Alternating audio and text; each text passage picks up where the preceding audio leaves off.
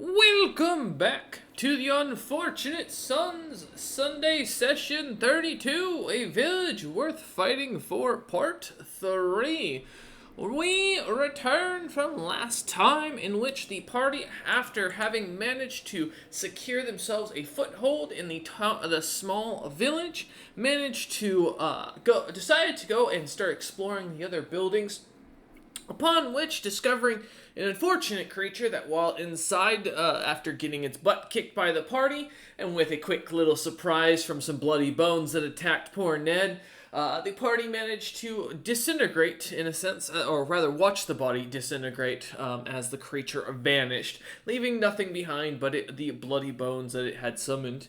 The party, having grabbed a couple of the items from the building and kind of taking a moment to think, did a little bit of searching around, found some scrolls, and started to contemplate what might have been going on.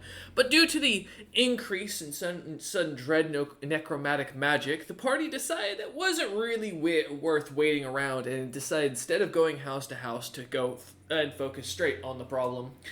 Heading towards the largest building in the city, or in the village, as well as the only building with a torch on, the party headed straight for,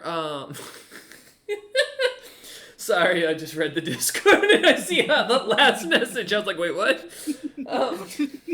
Yeah, as the party entered into the house, the two-story house, the hallway having a bunch of strange markings written on it that the party couldn't manage to read until some quick thinking. They figured out quite quickly something seemed to have gone wrong in this village, a summoning spell of some sort that seemed to go awry. Or awry. A wire? I don't know if that's a way a thing can go, but that's a statement and a half for the night. As the party continued on, heading further into the house, heading down below, finding strange dwarven or snowbeard-like runes. As they headed inside, discovering a strange group of mirrors with a pool of what looked to be blood-like water, and some strange things floating in. Eider was posed a quick question, and with a quicker thinking than I thought he'd actually have, expecting this to take a bit more of a minute than it did, immediately realized the whole key to the puzzle, declaring instinct. Declaring the proper phrase of from the quote, as the mirror shattered, cracking and breaking, the water falling to the ground and forming a creature that seemed to be the first apprentice smith to the Dark King. With that, unfortunately, Dom and Eider would find themselves almost knocked unconscious immediately, Dom becoming, blacker than black is the kind term, as well as their belt, the runes becoming somewhat legible to read. At least the ones that had just recently formed. At the same time, Eider, who had been also knocked unconscious, began to notice, or ended up with a strange black crown that had a D large D on the back of it, or on the design of it, kind of emblazoned on the back of his neck, where the symbol of Cataclysm once was, cracking the symbol as it did. As we left off, Kez and Ned kind of helping Eider and Dom to come to consciousness. As we jump back in, Eider, while Dom is unconscious and has Kez and Ned working away at trying to bring them to life, you begin to see strange darkness. A darkness that seems almost everlasting as you find yourself walking in it suddenly, wondering for a moment if this could be death or something else. You kind of stand there in the quiet, almost absolute silence. The only sounds is the movement of your armor when you take a step. And as you kind of look around, wondering, waiting, and thinking, the same figure once more appears in front of you, the giant from before.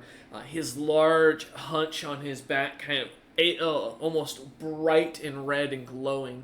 A look in his eyes that looked to be somewhat lucid, but yet somewhat not, as the eyes kind of seem to flicker in and out, as if no one was there.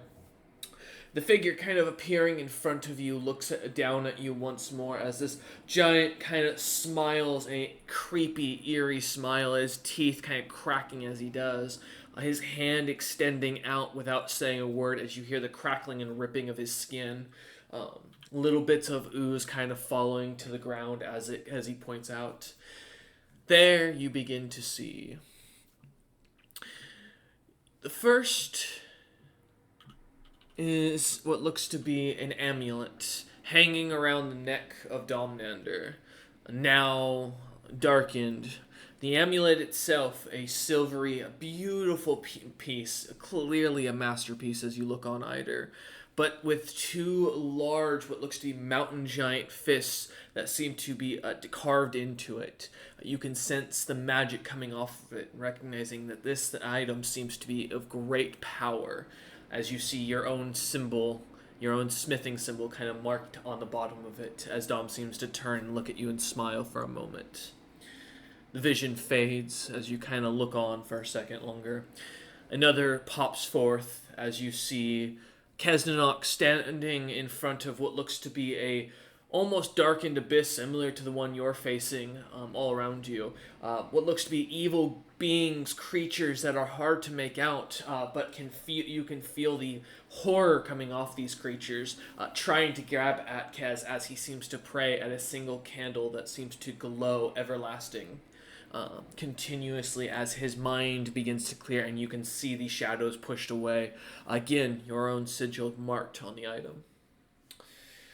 The last one that he shows you, finally, as Kez kind of fades, praying in a light kind of illuminating and pushing the shadows away, is Ned wearing what looks to be similar to his moss armor, but now these blackened leaves that seem to kind of almost flow on him like a dress of sorts, or similar to his toga, if you will, that seems to kind of just flow. Unfortunately, as you notice, he is still not wearing pants, to your dismay. But as he carries the pants on his back like a shield, you see the long, dark-leaved, chainmail-like armor that he seems to walk around in. Again, each of these leaves having your sigil marked on it as a smith. And as Ned kind of fades, smiling, you look on, and the giant kind of turns to you, his skin crackling, the sounds of stone kind of grinding and cracking against stone, and looks over at you and goes,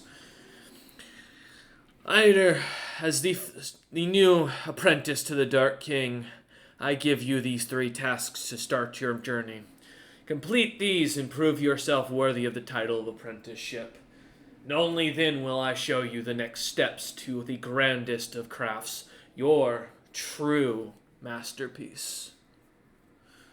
As he kind of looks at you, waiting to see if you say anything. I give him like a skeptical like once over, like taking in the spectacles I've just seen, and says, "Who are you to instruct me when you failed?" He laughs, a almost eerie, cackling laugh, as he puts his creaking and stony-like hand onto his stomach, it bulging and pulsating in weird and strange ways as the creature kind of comes to a stop and goes, I am the one who is teaching you to do what I did not, to guide you where I was unguided, to give you a route that will see you a chance at victory, something that none provided me. Do not let my failure cloud your judgment, young one. I am far better of a smith than you. I created the belt. I crafted the kingdoms that the Dark King ruled over. And you are yet to prove that you are worthy of my mantle. I have never heard of your mantle. I've never even heard of the Dark King. All in due time, young Eider. All in due time. Just gonna like narrow my eyes and say, "Tell me why." Why, what? Why do any of this? What does the Dark King matter? His memory is almost all but forgotten. The Dark King is not forgotten, and time has begun again. Mortals find themselves bowed before the powerful, and like before, find themselves enslaved. The king rises when the gods gain too much, when those who were slumbering awaken. Why, you ask? Why does fate choose those poor fools who are born to lesser than noble births, giving them nothing but hardships their entire lives, only to award them with a glorious death at the hand of true evil? Is that a grand achievement?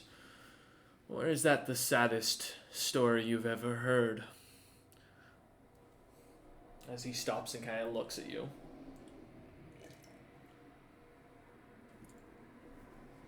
I just kind of like think for a moment. It's like, honestly, I always thought that stories focus far too much on how people die rather than how they live.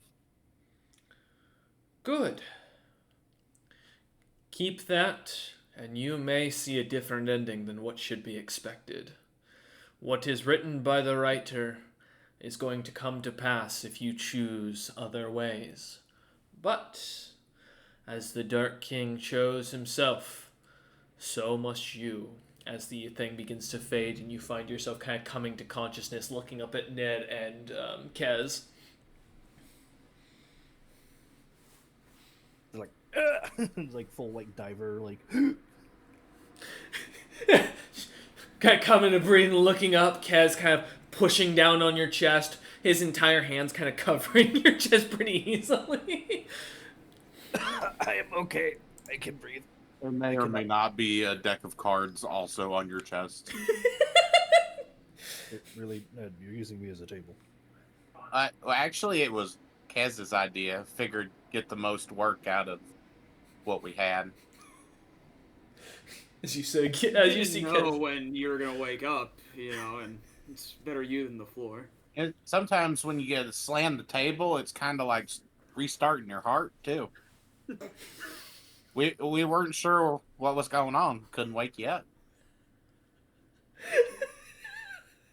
Still working on Tom here. As you look over at Dom, who's still unconscious, has a couple of drinks sitting on their body. I just You like, want Yeah, us you to want a deal slice? you in? Give me a second. I like go and clear the shit off the top of Dom. Whoa! Hey! I was drinking that. As the three of you kind of look over, Dom, we're going to jump into your head real quick as Eider begins to take the ice cold drinks off your chest that Kez was cooling with the help of Ned's I have spells. a weird feeling of winter in my dreams. Dom, as you awaken, you find, funny enough, actually, not playing, I want to know this. Funny enough, you find yourself on an icy mountain. Something written before water, Yeah, coolness in my chest. this was written before this, I want you to know. But as you do, you find yourself kind of ascending this mountain that you find almost looks exactly like the one back in Velkomen, the one where the mother, the bone wyvern creature, had kind of taken up roost in. As you climb the side of the huge peak, and almost seeing as these stairs begin to crack and dig themselves out for you as you step forward, almost as if the mountain is responding to you. You find yourself slowly kind of walking up, drawn towards the peak, the top of the stairs, and towards the peak of this large mountain. As you continue walking forward, the wind's kind of hitting you. The cold, not chilling, but somehow strange. Something seeming to cause you a cold sweat as you continue past. As you ascend the stairs one after another, as you finally come to the turn, looking up, you see a large, almost wooden throne made of this blackened tree that looks to be gnarled, cracked, and broken. Little bits of white branches kind of sticking off of it that seem to be showing signs of regrowth. As you kind of look on, the person sitting in the throne looks to be a shadowy figure, two big, large red eyes staring out at you that you can't help but fear a slight fear. You can't help but feel a slight bit of fear. uh, as you look on, the creature staring at you as it were, and just kind of staying quiet as you take the final couple of steps, ascending to the plateau of this mountain.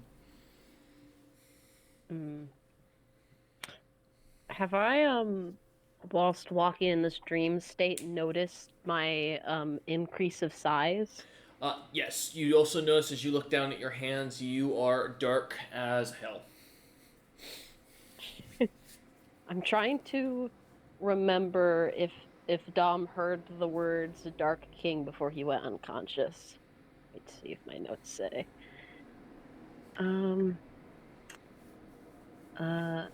You heard, So you did hear the smith introduce him as the apprentice of the okay. Dark King.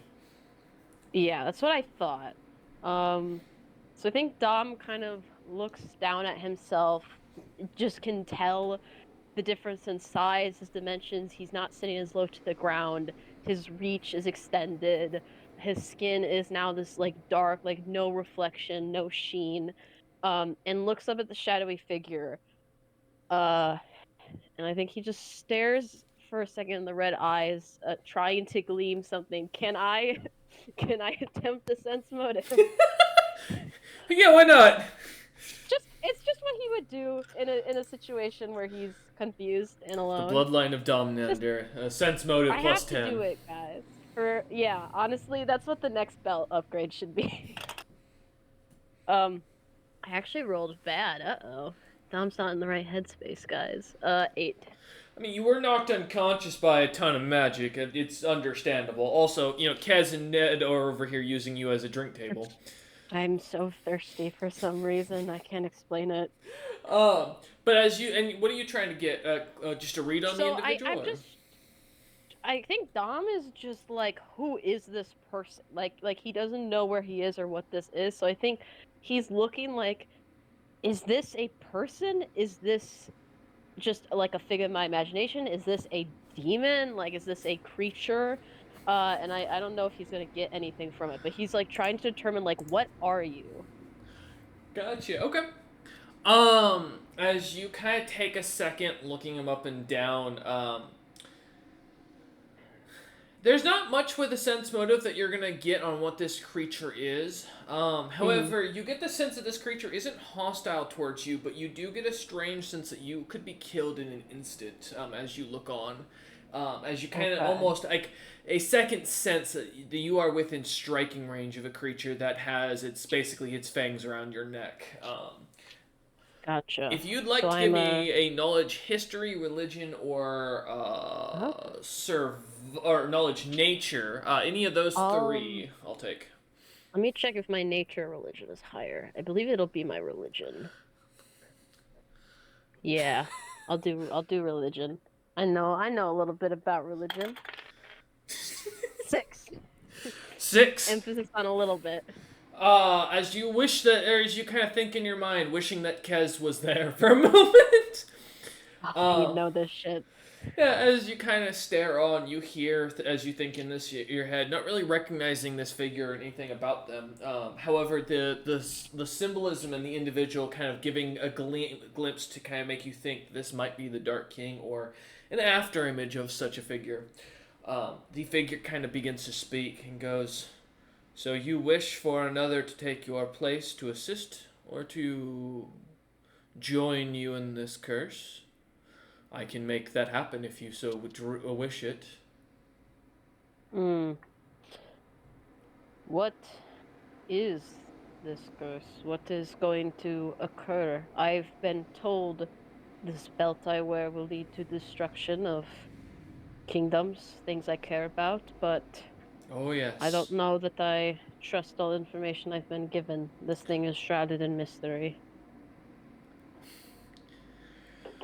Dear Domnander, I can only grant you more mysteries, but I will grant you what mystery you can solve. 2 things will happen. with your current path that you are planning. The first will be that the one you care about most will come to an end at your hand. As you break and ruin everything that they cared about and held dear, you will watch as they crack and slowly become the thing that is going to destroy you. And you will have to choose. Destroy what you love, or let what you love destroy the world. The second piece of advice. I can give you a second to type that. You're all good. I got Okay. it. The second piece of advice I give. Your compatriots, one by one, will fall to the trials and become your servants, as is the destiny of all Dark Kings. For it is not just a title, but a rite that we all must go through. You soon will find yourself at war with what your compatriots believe and what they understand as truth, and you will have to choose how to guide them. If you choose to guide them in the wrong way, they will kill you, and there is nothing you will be able to do to stop it. But should you choose to guide them correctly, one by one the crowns of the 4 kings will be gathered, and 5 others will join for a new war, and hopefully the truth and freedom. I don't understand. This is what? A curse, but you talk of it like it is good. Like this is I'm supposed to be some kind of herald for the future. I'm not a leader. I don't lead, I serve. I am the sword the hand wields. Why would I be given the crown? Young Domnander, do you think that heroes are heroic for their glorious deaths saving millions? Or do you think that they're just nothing but fools, sacrificing their lives for an unjust plan when there are other options? I think some deaths are justified and some deaths are foolish. Then Both can be true. then you too shall soon see the truth to that. You asked if I wanted someone else to bear my burden. Who? There is but one that can, but should you choose to curse them with such a path, one can expect an ill path given to the gifter. For no curse is given up for without that power vacuum filled. Will I survive if I take the curse alone? Oh, you poor Dom, you've already chosen not to take the curse alone. Your dear friend Eider has already decided to join with you. If he has decided to join with me, then nothing can be done. But I will not volunteer anyone else. I am used to bearing curses on my own. And I think Donner kind of flexes his claws and looks at them in this new, like, pitch black state. You see as your scales are not to be seen currently. Huh. Odd. Kind of continues and goes, You have chosen to bear a great curse and a path, so I give you this, your next true test, and what you seek lies still in Dragon's Crown. But be warned, Domnander, what waits for you there is a step on the path that you cannot take back. As you suddenly find yourself kind of awakening, looking up at Eider, trying to push the cards off that Ned and Kez keep trying to put onto you. I think as Domnander... Is there still, like, a cup on... No, it's on the side Okay. at this point. It's just cards. Okay. I think as Domnander comes to, there's just that, like... I think because he's used to camping, like, out in the wilderness, you know, sometimes sleep on the ground, he wakes up with just that itch of, like, oh, there's a bug on me, and he just, like, slaps a hand down on the cards, potentially on anyone who's there, and just his eyes kind of shoot open. Mm. What is on me? Stay Sure. very still. I don't stay still. I lift up my hand and see what's underneath it. You pull up your hand, hearing Eider kind of quietly say that they're cards. Looking up, you see these like playing cards on your hand that are kind of slightly stuck, one falling off. Mm. I lift up like one of the cards. What I want to see what it is. As What you look card at do I it, get? you pull the Jester. Mm. I lay it down. Go fish. I just like turn reproachfully to like Ned and Kaz. Is like, you're supposed to pull that card out. Yeah, Ned, I told you to take that out. Yeah. As they I bicker, thought I did. Dom's gonna sit up and like brush the rest off of him. As you kind of do. Oh, good. No, just making a joke. He pulled out all the jacks instead of the jokers.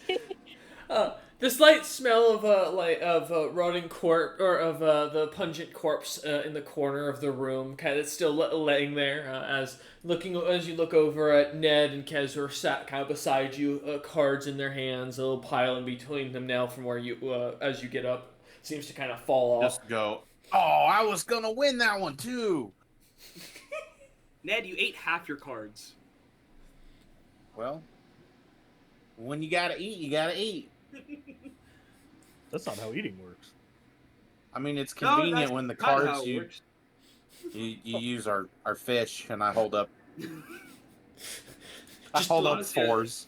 I really haven't seen cards made out of dried fish fillets before, but hey, it's a new way to do it. That explains part of the aroma of Ned. Do Now then, can we do can I we go see the inspect new dead mark guy? on Eider? Yes.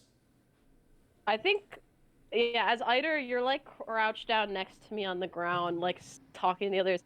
I think you just feel a hand, like, not rough, just like grabbing your shoulder and kind of leaning in, and Dom's just like squinting at the little crown with the D emblazed on it, and just like sighs. It's like, wasn't mine. Seems you're roped into this, and will like kind of release your shoulder. What is happening? Oh, We're wait. gonna let you guys rest a little bit. Ned, let's go check out the dead body real quick.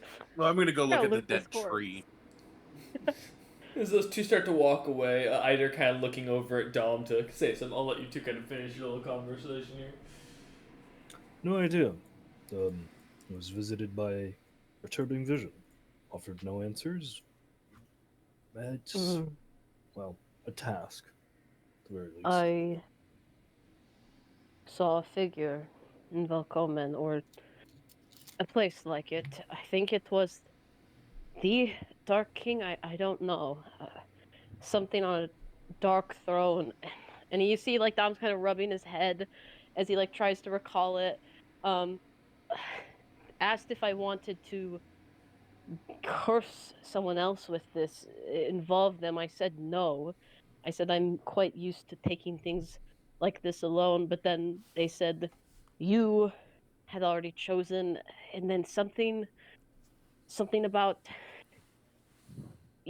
all of my compatriots are destined to become my servants, and I will be what undoes the one I most love, or they'll go mad at my hands, or something. I don't get it. I don't understand. This is. And then my claws and scales were gone. How does that make sense?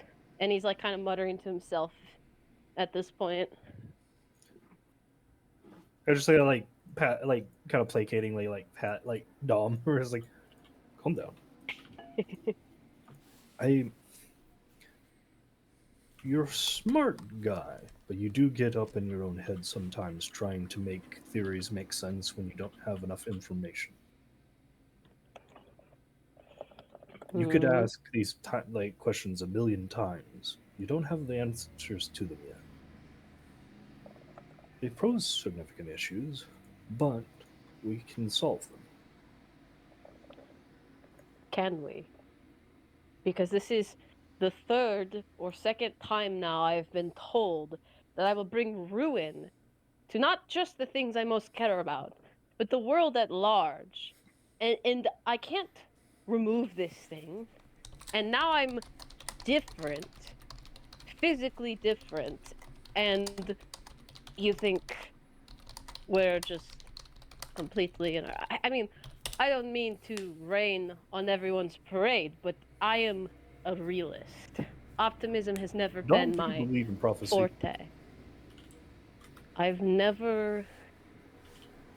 To believe in fate where I grew up would have been cruel, so I don't deny prophecies exist, but I don't put faith in them, no. But you put faith in this one. Well, this one happens to have a lot of compelling evidence, and Dom kind of like literally just gestures to himself. See in the background in here as Kez kind of lightly seems to trip over something in the back as he is walking over towards the body. Look, this isn't the first time I've been foretold to bring about some kind of end to the world. It's starting to become a little bit coincidental. Right. But you have choices. Hmm. None that are good, it seems. Were you Yep. also told to go to Dragon's Crown, or was that just me? No, I was given visions of things to make for you all, and the Mm. promise of the promise of future tutelage if I managed to succeed in my tasks. Do you? I asked why. Wasn't given a very forthcoming answer for why this Dark King matters. Said I something about asked equalizing power. equalizing power. I asked why I had been chosen as king because I'm not a leader type, if you haven't noticed, and I did not also get a forthright answer. Equalizing of power. Power amongst whom? I just kind of like look at Side Eye, like very grateful that Kez is across the room for the moment. Looking through the pockets of the body, kind of like checking Yeah, for something looting the else. You see as he's like Kez and Ned, or Kez holding something in his hand that looks like a pair of tongs. Gods and mortals. Mm. I cannot say that sounds entirely against my beliefs. I don't think I would want it in such a manner. Then don't do it in that manner. Funny thing about being a king is people don't typically tell you what to do. Me, a king. Do I seem? I mean, I realize Reganutham took me in, but court wasn't my place. I was on the training grounds and then the stables and then out in the town. I mean, if it's fighting, if this king is based on fighting, I can fight, but politics and diplomacy, I only can get so far. I mean, look at me. That is, if my state wasn't me being half breed was an issue before, I don't think this new appearance is going to appeal to very many people. But you know the title is the Dark King. It's you know yeah, kind of goes part and parcel with it. Although I do get the feeling that it's potentially a bit more, shall we say, ceremonial than a literal indictment of ruling a realm. I will say I feel different, not just in terms of size. I feel sturdier. Not necessarily physically, but like something inside has hardened in places I used to be softer. Does that make sense? I just kind of shrug and just like gesture to your like pitch black skin. It's like, sure, why not? It doesn't make sense. As Dom kind of begins to kind of contemplate this, Eider kind of looking over at the lamp, looking in a bit more of a kind, no, almost understanding gesture, kind of also going through his own situation in his head. We're gonna pop over real quick to Ned and Kez. Ned and Kez, as you walk around the what now appears to be a large basin with a brazier-like object in the center of the room, where the bowl and mirrors used to be a couple of logs that seem to lightly flicker and kind of give a faint glow in the room. Kind of going around it, Kez, and immediately as you kind of step around, you find yourself tripping over some small object. Well, small per se, medium in its own actual size. As you look down at these glowing green tongs.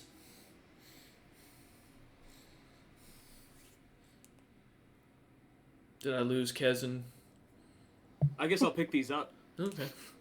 As you grab the tongs off the ground, assuming they're totally not cursed and probably not going to be a problem.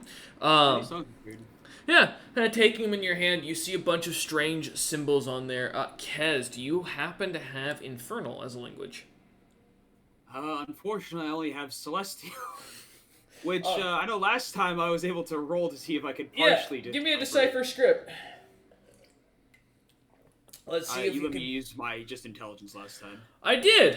I know. Ah, damn. I don't have decipher script. Ah, well, hey, good news, it's an intelligence-based skill, so whatever your intelligence bonus is that in the decipher script. This group. Oh, that's crazy. Like, there's a reason why the DM said that. Hey, listen, I don't know these things. Listen, I'm trying to give you a bonus, man. I'm trying to get you boasted here. You're against it. I can give you just a based intelligence roll. I still have a +0 to my decipher script anyways. Yeah. That's an 18 though. 18, alright. As you read on the side of these, it reads Tongs of the Armorer in Infernal. Huh. I can't help but think that this isn't for me. Looks down, realizes that this is where the giant that was kind of turned from glass and all the things that were at the or in the room before Eider spoke out the answer now seems to stand where that creature was once before. Yeah, I'll give this to Eider later. Let's take a look at this body. Lightly putting onto your belt as you see Eider and Dom having a serious conversation as you look over. Ned behind you kind of imagine shrugging. I guess I'll use these tongues to poke and prod. I was poking around the dead tree. All right, Ned, as you kind of head past Kez, as Kez leans down to pick up the tongs and kind of look at them for a second, as you pass by, you see that this tree. Give me a second. I'm just trying to. Oh yeah. Looking at the potted plant for a moment, you see that the pot itself is slightly cracked up and down the sides of it. The plant inside looks to be extremely old and very dead. No leaves seemingly on it. The little blue death ore rocks inside of it seemingly no longer glowing, almost white in coloration, or rather clear in coloration, and what looks to be almost a dried and dust-like red dirt that seems to kind of lay about the plant. No leaves, or a couple of broken branches that seem to be very hollow. As you kind of lightly touch them, Kaz kind of leaning down next to you to look. You know, they look to be almost like paper as you kind of roll it in your thumb. Ned, immediately the branch almost turning to dust. Am I able at all to decipher what it was before it died? Give me a knowledge nature. And yes, Kez, were you wanting to help out with this? I was just about to say, hey, is any of this the stuff you need for your thing, Ned? 22. He kind of looks at the rocks. Kez kind of looks over at you, Ned, saying this. Ned, as you kind of take a second, realizing this tree looks to be the same plant as your own and looks to have fully died from just being starved of liquid. The thing seems to almost be hollow of any sort of water or anything in it. Kind of looking down, it looks like the magic was sucked out of the rocks from what you can tell.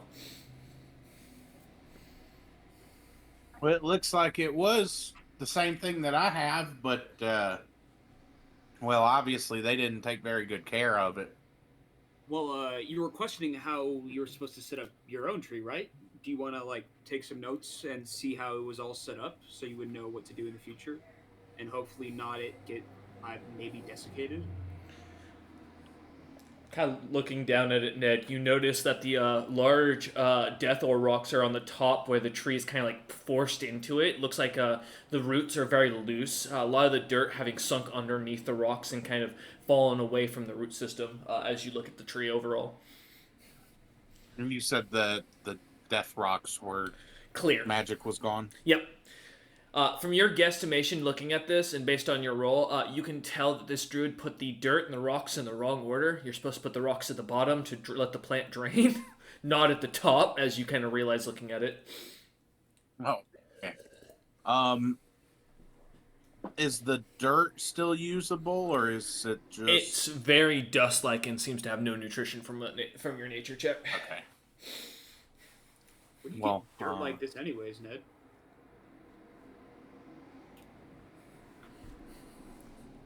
I think I knew that, or someone knew. Let's see.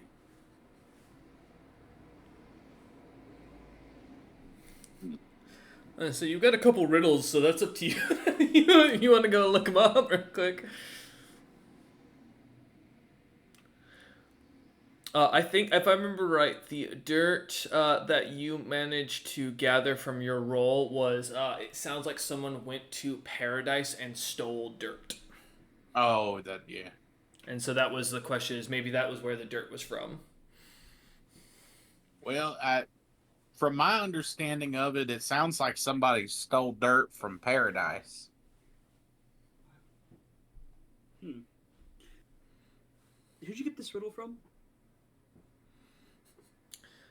The potted plant itself? Alright. Well, do you think anybody else would know what kind of dirt this is? Somebody you can like bring a sample to get you an insight? I like turn around. Hey, Eider! See Eider kind of looking over at Dom, kind of for a moment, like looking for a sympathetic glance as he suddenly turns to look over at you. What? Do you know about dirt or just rock? Depends. I just pulled up a dead potted plant. I just gotta like sigh. I was just like gotta like give like Dom like a half-hearted shrug. It's like, I think we gotta take care of this. I'll be right back. Go ahead.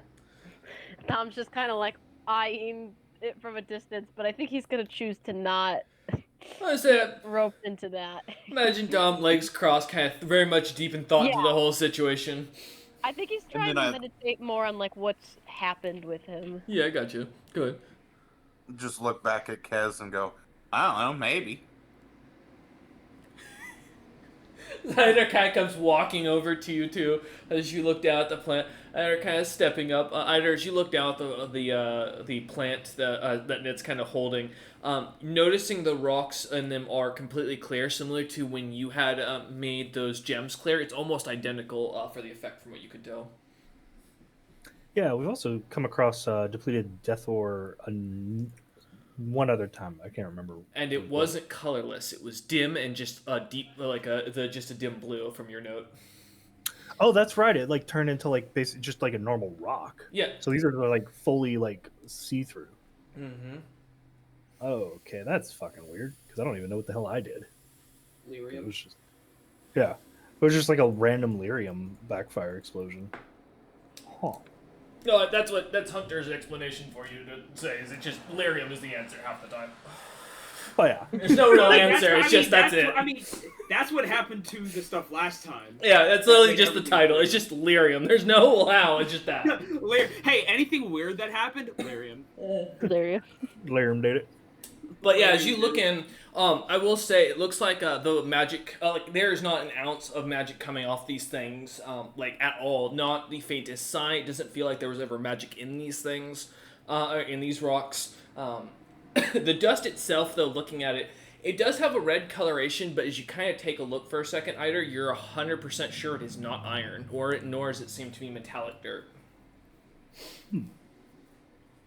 Start like pulling out like like little like prospecting tools, like start weighing it, like getting like real down into it, getting real dwarf nerdy with it. I will say about a pinch of it at your hand size weighs almost about a half a pound, which is extremely heavy. Holy shit! And as you kind of set it to the side, putting it on a little scale, you notice it does not seem to balance with any metals you have. No matter how much weight you put to it, it seems to always keep itself heavier, which is strange, as you can imagine. Its weight seemingly shifting almost in a response to the scale. As you kind of look at it for a second, its coloration also goes from a red to a blackish coloration after being pulled away from the pot for so long. Like tentatively like try and infuse it with like a little bit of my own magic. See if it's just like if it reacts to it. Uh, Hey Ned, what's? I know it says something about paradise. Is there any like a specific like afterlife or paradise for druids? Eider, suddenly you watch as Ned kind of hearing this. Go ahead, Ned, sorry. I mean, it kind of depends on the druid, just like, with different religions and clerics, but I feel that you once again become one with nature, and, well, if nature chooses to bring you alive again, well, there you are. As Ned says this, in the background, you see as Eider's eyes almost ignite with this unholy fire, Kez, that you see literally igniting for a moment. As Eider, you just see nothing but miles of this black mud-like substance at your feet. As you stand in a area with the skies overhead bright and red, almost a crimsonish color. A heat bearing down at you that is just ungodly. The feeling of swamp ass immediately taking over your body. As you look down in the mud, seeing faces of people that you have cut down, those you've slain, those you've watched die, looking up at you as they scream, hands trying to grasp at you and pull you down. As you begin to feel your body sink into the mud, you suddenly find yourself flashing back, your head clearing, and the fire vanishing from your eyes. I feel like shaking my head vigorously, like, oh, god damn. Now, the black rock is glowing a little bit red now. Go ahead. All right, it eats magic. Also, this stuff. 1 second. I detect evil. Oh, well, to say this is evil would be a kindness. This is, in a sense, what you sense is the pure essence of evil coming from the dirt itself. They're like standing like, oh, for a second, and it's like, yeah, this stuff is evil, like evil, like undeniably. Like if you gave this to somebody, you're a dick.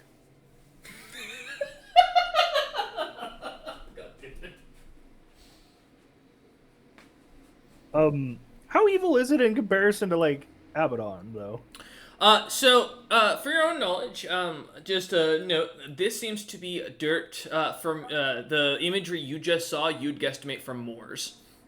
I was trying to like string it together if like there was enough for me to like make that assumption. Yeah, it's a pretty safe assumption as that's a pretty common art-like depiction as you look over at Ned kind of thinking about this. Yeah, this is from Moors. This is from hell.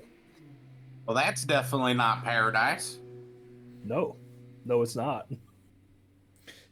Kez, as you kind of look over at the body over on the side, its hood slightly pulled back, the face of what looks to be a changeling creature, that is to be its gray-skinned, almost featureless like body, seems to have massive scorch marks, like almost like a claw ripping across its face, that seem to have a natural darkened black pattern onto it.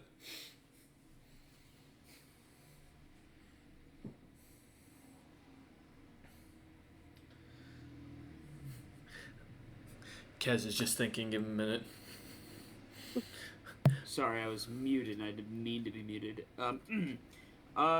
Yeah, I'm gonna leave these folk to the plant and see what I can find out from a dead body, because I can do bodies, not plants.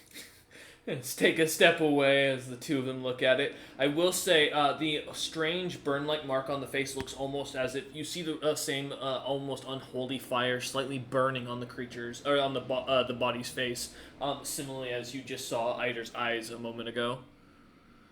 Huh. So if it's right, this guy was probably just got back from Moors or attempted to get his plant started in Moors. Probably the right place to go for Ned. Anything? All right, the place to start for his tree. Not that Ned should go to hell. Okay. I mean, well, as you look over at the dead tree and kind of think this, Ned clearly looking concerned, a little worried for the poor tree. You think for a moment, Kez, it would probably not be a good place to start by getting dirt for a tree, as that dirt seems to have clearly killed that poor tree. Well, I mean, I would have thought that it was because the rocks on top and on the bottom. That also did mostly extravagate the feature, but Hey. when it's described as paradise compared to hell, you can tell me what the Catholics think about that. Hey, listen, I don't think the Druids are Catholic. Sure. I don't know what they consider. I don't know what these guys consider paradise to be. It's fair. What were you gonna say, Dom? To say Bonnie is a smith, not a gardener. We have to cut him some slack. It's true. It's true. Well, I did also like mention like the hell sand like eats magic. Mm-hmm. As Kez kind of like starts slightly patting down the body for a second. Kez, give me a search check, real quick. While Ned kind of looks over. Ned, is there anything? Or as you kind of look over the plant, you see, still kind of looking at it. You see as Eider kind of grabs a couple bits of the sand and puts it into his, into suddenly this small pocket dimension. Yeah, my little forge. Oh yes, yes. Okay. Suddenly, kind of 14, summoning a face. 14. Okay, gotcha. But Ned, just to make sure, is there, as you look over the plant, is there anything else you wanted to check for? Not the plant so much, Mm-hmm. but does this guy even like look like a druid or anything? As you walk over, looking at him, looking him up and down, you do see he has a quarterstaff on his back that's slightly crushed and looks to be cracked under his weight. As you see, kind of Kez beginning to pat the guy down, grabbing the letter from his hand, setting that kind of off to the side, grabbing a dagger up from his belt that looks to be made with a wooden blade, kind of setting it off to the side. As he kind of opens up the cloak, you look looking inside. It looks like he has a bunch of little blackened leaves intermixed with bits of leather. Kez seems to kind of take a second looking over, judging that's not seeing the claw and the scratch marks as well as the singe burn marks, kind of leaving it be as he goes through their coin purse and starts looking through their pockets inside. It looks like, yeah, Ned, he looks to be somewhat of a druid. If you want to give me a spellcraft check or a knowledge nature, I'll take either to see if you can tell what grove he's from or if he's from a grove.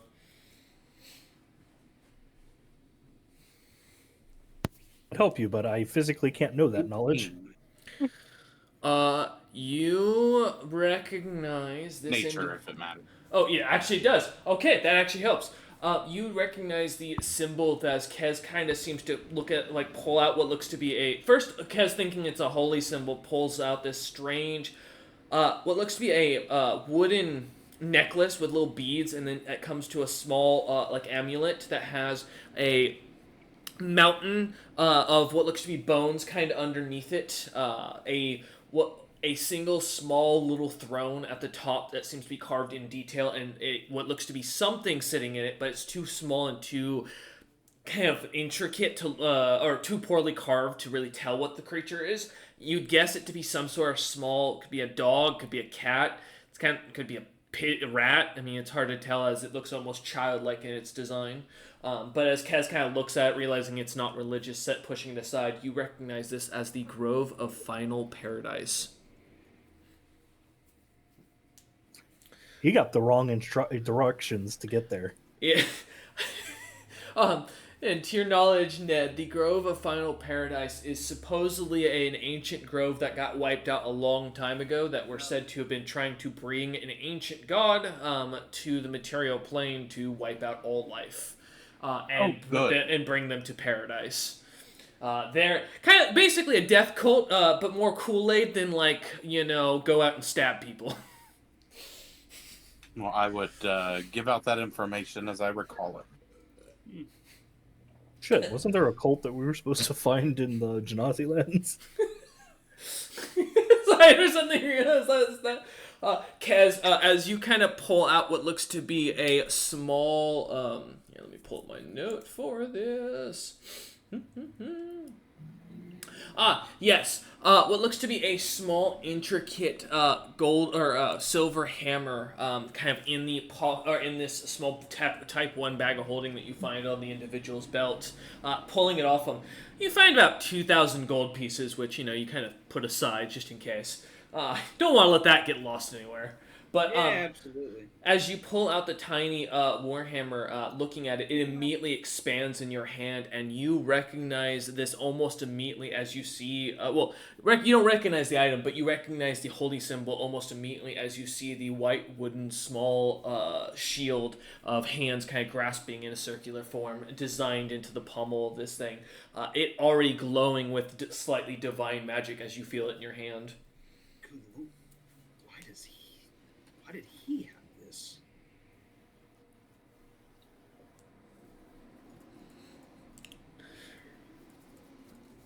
As you see, yeah, I don't really know. Kez does not know what to say or really think at this moment. He just found as far as he knows, essentially a member of a druid death cult who got his ship pushed in Moors. Kind of looking over, yeah. And Yeah. he's really questioning why he has or had the warhammer that has been marked with the symbol of my deity. As you look, kind of looking at it, looking down over at the other items on the ground, the bag of holding doesn't seem to have any markings, but as you look at the letter, you do notice the wax seal looks to be Ella Ugbo's seal in a almost silvery white wax, fully unbroken. So it's like a letter? Yep. That's folded over and wax sealed. Okay. Well, U.S. federal government, watch out. I'm going to be opening someone else's mail. Kez gets a smile on his face as he puts down the hammer and kind of picks up the letter. Ned kind of still looking at the plant, thinking as he thinks about the Grove Final Paradise, Eider, and beginning to scoop up the little bits of sand or dirt that have kind of fallen onto the ground that aren't in the pot and aren't affecting it anymore. Kez, as you open the letter, would you like me to read it out loud, or would you like me to send it to you? Send it to me. Out loud. Oh. Send it to me, and I'll send it, and I'll send it to the group if I feel like it. Suspicious. This is mail fraud. It is mail listen. fraud. Confirmed. FBI. It is a long letter, so you'll need a second. So while Kesfer takes a second to kind of read through this and kind of comprehend for a minute, Ned and Eider and Dom, as Dom's still kind of contemplating really what's going on, Eider and Ned, as you kind of stand over there, any of you wanting to do anything while you see Kez kind of reading over the letter, the hammer kind of on the ground in front of him? I think I get a little preoccupied because I want to know how this guy managed to get into and out of Moors, because that's not easy. Nope. It's typically, what we might refer to as impossible. To your knowledge, there's only been a few instances of voluntary plane travel, and those few times have all been with ancient magic devices that were considered world or nation level items that were kept by the leaders and are held as prominent artifacts. Basically, it's almost unheard of to find someone who was willing or had a spell like that. Let alone the ability to pinpoint a specific dimension, as that's also another major issue for most casters, is trying to figure out where that plane is and relative to them. Yeah, sometimes you can jettison yourself out, but getting back is a real bitch. That's the other thing, is what you just saw. But yeah, give me a search check, see if you notice anything while Kez kind of reads over this letter.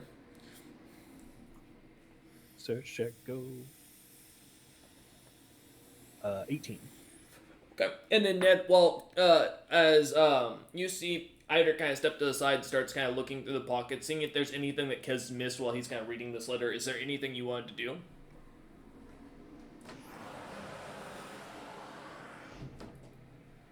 I'll take the muted as a no. He is typing. Give him a second. I assume. Nope. All right. Cool. Nope. Got you, man.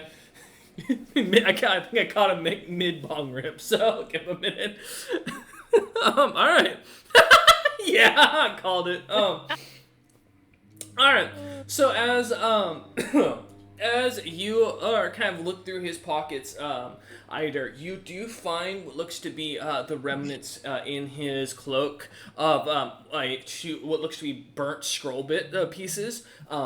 Some bits of papyrus, kind of still with the burned edges on them, that you can sense magic coming off of, but not enough to catch what spell it is. Gotcha. Is it just like I can't do it, period, or if I use like the rod that lets me use detect magic? Oh, do you have? Oh, that's right. You have detect magic. I forgot about that. Oh, I thought you were in trying to roll for spellcraft, and I was like, well, given the fact that you wouldn't know a spell like this exists, it'd be hard to know what you're looking for. But yeah, if you've got detect magic, 100%. Let me roll. Let me check something for detect magic real quick. What do you mean? I know exactly what I'm looking for. Is not the thing I know exists. Oh, really? It doesn't cheat its way into like just telling you everything about it, but it does give you like the opportunity to study like a magical signature. Got you. All right, give me a second. Let me just pull up because I don't remember what school this is. So, all right, cool. Yeah, as you cast it, you manage to figure out that this is roughly, around a strong conjuration spell. Specifically, focusing into the more recently discovered teleportation school of magic. Conjuration being the over school, teleportation being the hyper focused. Only announced about a few weeks ago, I believe, with Sundays, where you guys are in the timeline. As you kind of think back to it. But as you kind of use your detect magic, nothing else seems to come off of this, though you do notice his staff, his quarterstaff that is cracked on the back, does seem to give off almost overwhelming conjuration magic. Though it seems to be very much fainting away as it seems to break up. Gotcha. Like look at it real fast to see if like there was like any hints of like writing implements. Yeah, give me a decipher script real quick. Oh wait. Sorry. I misheard. I misunderstood. I thought you meant as you were looking at the staff to see if there's any writing on it. My apologies. For writing implements, with your search check from earlier, yeah, you do find that he has about 4 vials of blackened ink, and 2 vials of what looks to be blue ink, as well as a large feathered pen that looks to be about from a rock of sorts. The bird, not like an actual rock. Gotcha. That's super interesting. I fucked up like stating it though. Sorry, No worries. I mean like basically if he had been like using the staff like to like draw a magic circle. Oh, you're looking at. Okay, I got you. My apologies. I just fucked up saying it. Like The vial's useful to know. As you look at the ground, no, there does not look to be any sort of magic circle on the ground. No burn marks or anything that kind of catches your attention. The wall does look like it has a strange couple of cracks in it that look to be almost in the form of a door. no, I meant like if he like inspecting the staff to see if like if he had like telltale like remnants of like ink or like soot or dirt on like the base of the staff. He like been digging it into like the ground and dragging to use it because it has like the remnants of the teleportation or the conjuration magic as well. See if it had also been used to like as a focus for that ritual. As you look down at it, kind of looking at, you do see, in fact, and you do see the or the moor sand also dug into it a little bit at the very bottom. A slight, almost reddish coloration to it, almost like a pool cue that kind of looks to have been lightly dusted or lightly chalked. Gotcha. Also, for those who don't know pool, please let me. I'll explain later.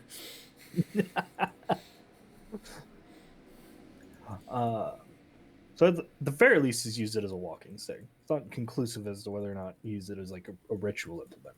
Correct. From what you can tell. As you kind of look over, Kez, have you finished reading through the letter? Yeah. As you kind of look up after reading the letter, do you say anything? Honestly, this note is kind of confusing me right now. I think I'm not currently grasping what I am currently reading. I don't know if I'm getting. You know what? I think I made a promise with Dom at some point with no secrets. You Or did. something of that There was nature. something similar to that, yeah. Something like Despite the that. fact that I'm keeping a secret for you. Yeah, right. Uh, even if Dom doesn't honor the promises, I will. Hey, To be fair, Dom hasn't outright lied to you yet. Dom just hasn't No. told but you the you truth. didn't ask me about my vision. Dom happily told Eider. I'd tell you. Yeah. Oh, But yeah, listen. I didn't consider that a secret. That That's just fair. happened. Oh, that's Oh. fair. But feel free if you'd like to read it out loud. You're welcome to. You as you look at your party, kind of looking about, investigating their own things, kind of deep in their mind. I mean, if you want to gather their attention, you're welcome to. All right, guys. I found a letter. I'm not really sure what the context of this is. There's a lot of questions that I don't have the answers to. But here I go. I use my detect magic on the letter first. There is no magic. Okay, good. We're good. For those who wish to join us in the fight that is coming, when the first pillar falls, the signs of the end times will begin.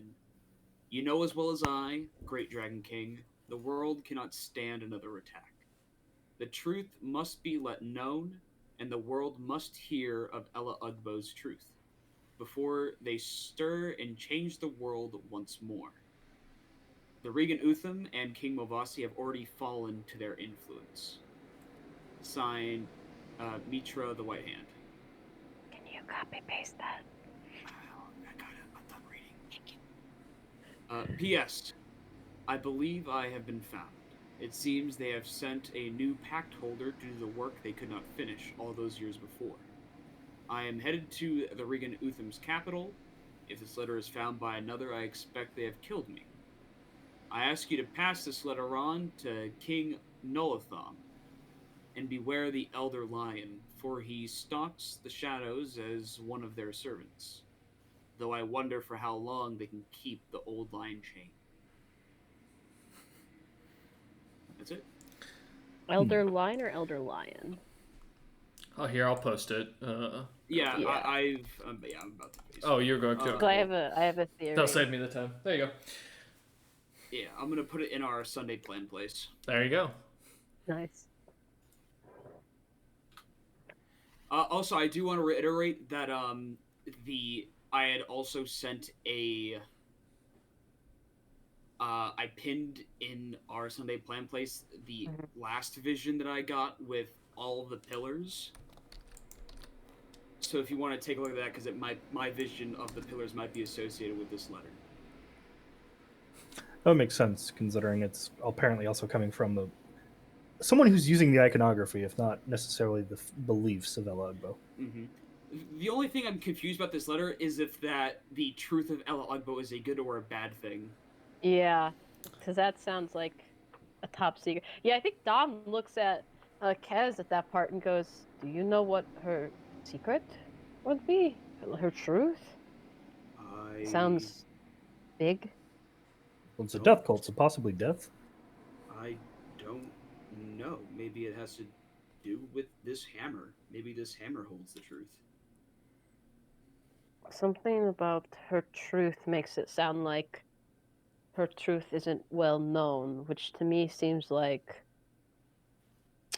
I don't mean to imply anything about your goddess. I don't mean to give them credit, of course, what they say is true or not, but it implies what Ella Ugbo presents is not the truth, that there's some hidden nature to her or her magic. Do you know what that could be? No. And that's the mother's honest truth. I truly do not know what they could be referring to as Ella Ugbo's truth. The thing is, I don't know if there's a problem and Ella Ugbo's truth can save the world, or if it's the truth that'll be the end of it. It said the I don't know first who this agent is. I don't know. pillar falls. The only pillars I'm aware of are the pillars of Kedlis, right? The goddess we are defying, the ones we were sent to fight, right? So that's the sign of the end times. But if she's an evil goddess, Why? Why would that be the sign of the end? Are is she and Cataclysm not bringing the end themselves? Yeah, Cheston. I know I fucked up. Listen, I'm just a. I mean, before recently, I just got started as a cleric of Ella Ugbo. You essentially, before I met all of you, I only had a couple of years under the worship. I'm only just now being kind of thrusted as, the head because everybody else is dead. I don't really have a lot of that information. Hmm. No, it's understandable. It's just But I mean, I can't cryptic. imagine Ella Ugbo doing anything to harm the people of this world.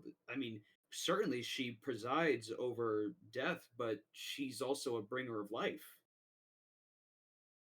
I don't like the implication that Reagan Utham and King Mavasi are both under the same influence. What even influence would this be?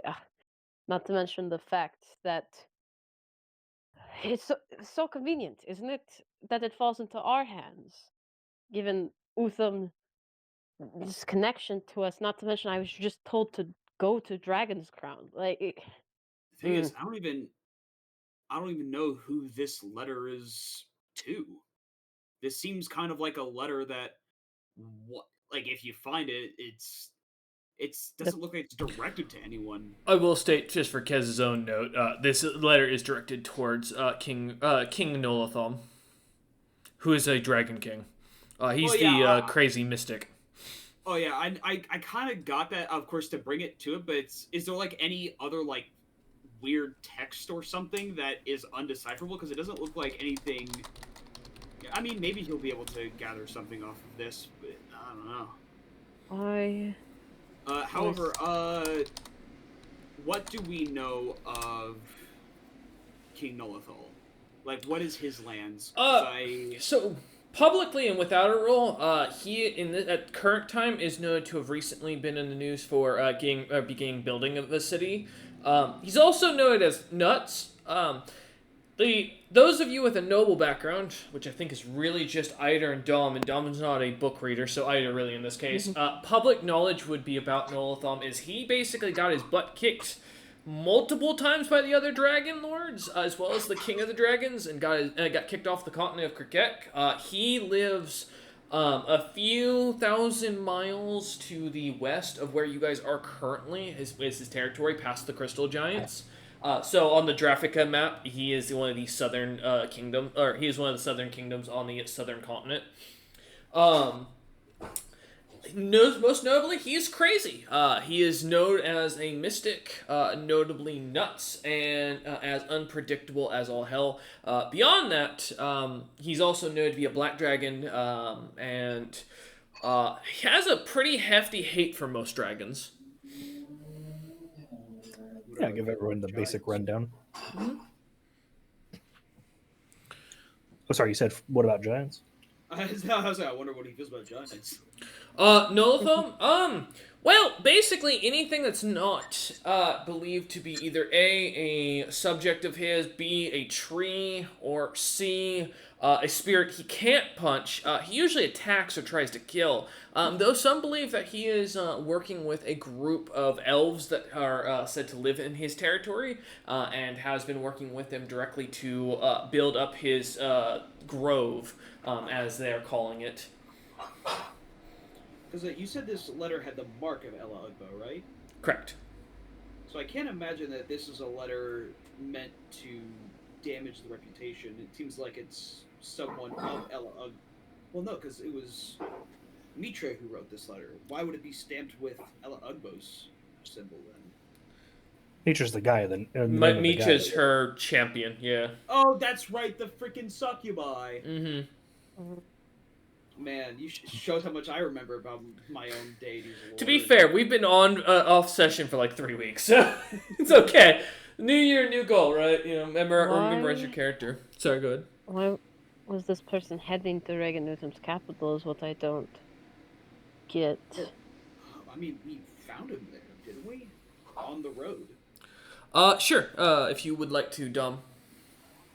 But in this letter, whoever wrote it, Yeah, how did well, this I guess guy we get we found her. Is, is I- actually hold yeah. on. Is this Mitra's hammer?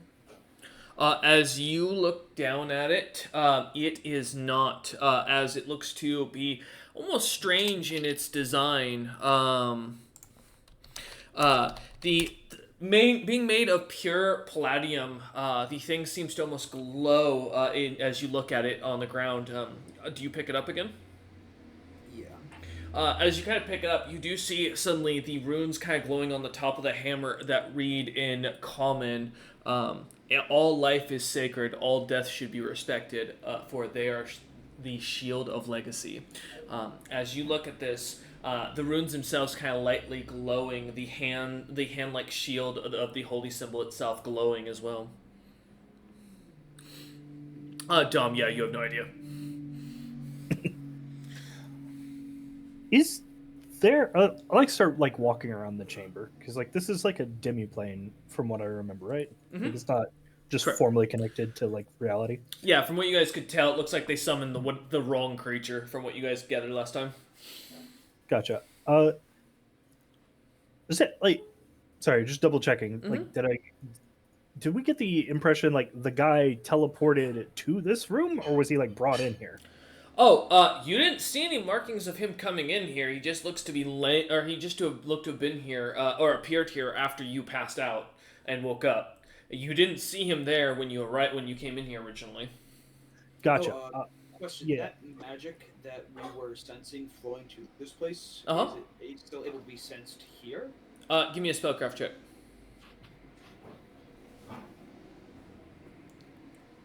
Alright, somebody else who has better spellcraft should probably also do this. I'll sure, do why not? it. Yes, let's me, see. Tom Nander. Spellcraft.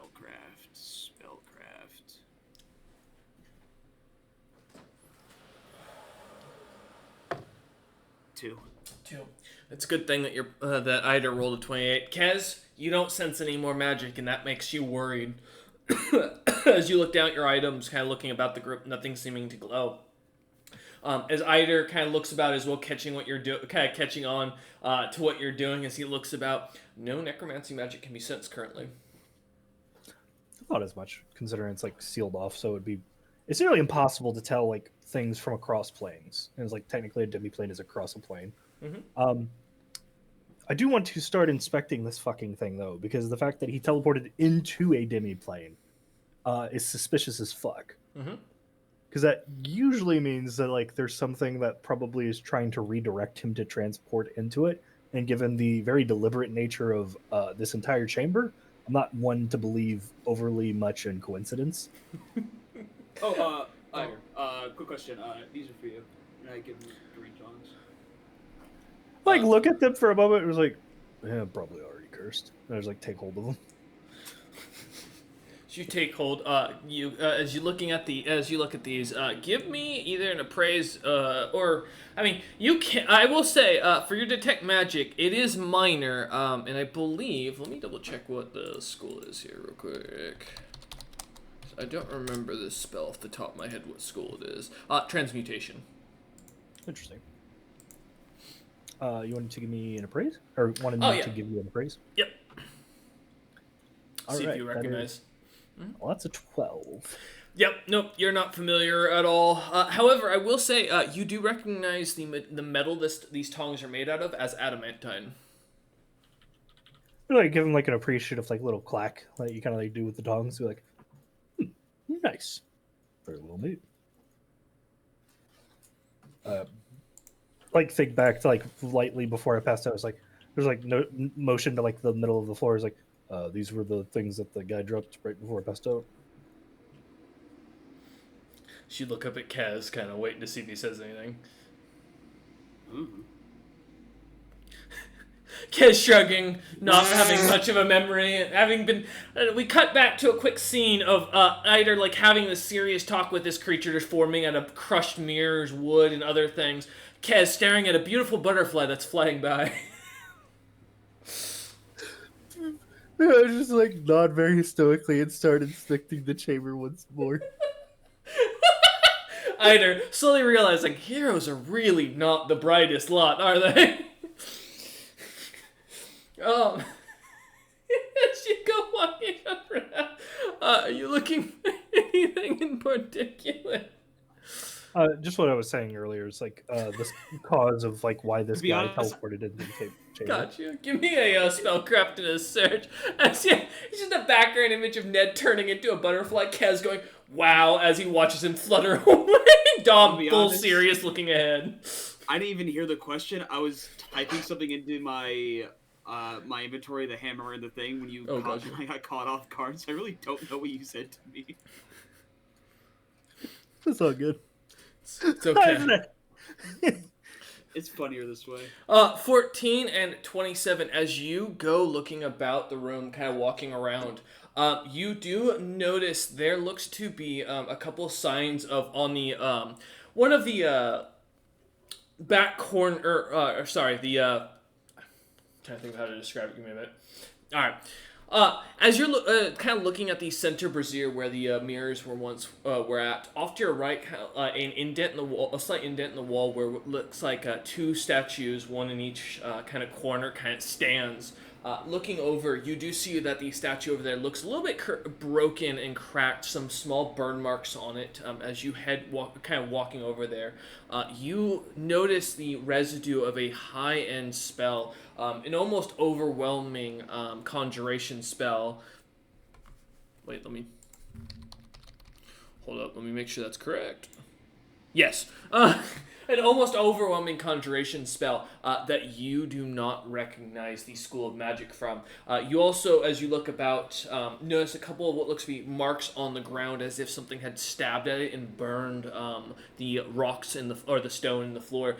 Just in the slightest cuts, as it looks like whatever hit the ground immediately pulled away. But the signs of what looks like almost an immediate melting to the object, almost as if lava hit the stone, is clear. I want to dedicate a good amount of time to studying because being able to hijack somebody's teleportation sounds ridiculously useful given our enemies keep trying to teleport away. It's true. All right, as you begin to kind of investigate and start looking around, we'll come back to you in a bit. As Kez, Ned, and Dom, the rest of you see Eider kind of stand off to the side, beginning to investigate this statue-like figure. What are you doing? Or what would you like to do? Quick question. Quick answer. Is there anything? So when Eider gave his answer, did both the mirrors shatter? Yes. Was that okay? I assume there's nothing like behind them. I don't know if anyone. Oh, the mirrors were. When the mirrors shattered and the bowl as well, it all kind of formed into the hill or the not hill giant, the stone giant. Yes, I think it was. Okay. And There then was, basically like, no dissipated room or and disintegrated. passageway, No, like behind them. Okay. Mm. I guess can I just do a quick investigation check to see if there's anything we missed? Yeah, give me a Like, search. Carved into the wall or floor or ceiling. I think Dom doesn't really know how to unpack the letters still, so he's just gonna like see if there's anything else we haven't catched. Oh my gosh, I'm eating this dice tower. I can feel the party in the background contemplating how to go find one of Chasten's NPCs to get this letter I got read by them. nat 1. Nat 1? For a Nice. Total Uh-huh. of where is my roll? I can't find it. Oh, it wouldn't be investigation. It would be search. 4. Quick. 4. Yeah, as you kind of look around, your mind's still very deep into what's going on about this letter. You find yourself almost distracted, not really focusing on what's really going on as you look about half-heartedly, moving kicking about a stone here, looking at or rubbing your hand against a wall there. And kind of half-heartedly go about doing this as you are. Otherwise, not really finding anything. All right, Ned and Eider, as you see Dom beginning to kind of walk around looking about, either of you have anything you'd like to do?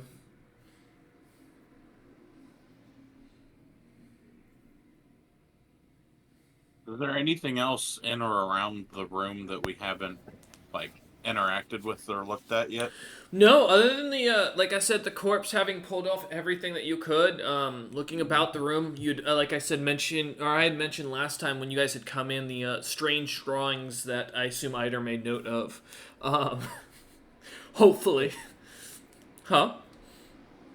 Yeah. Yeah. Okay.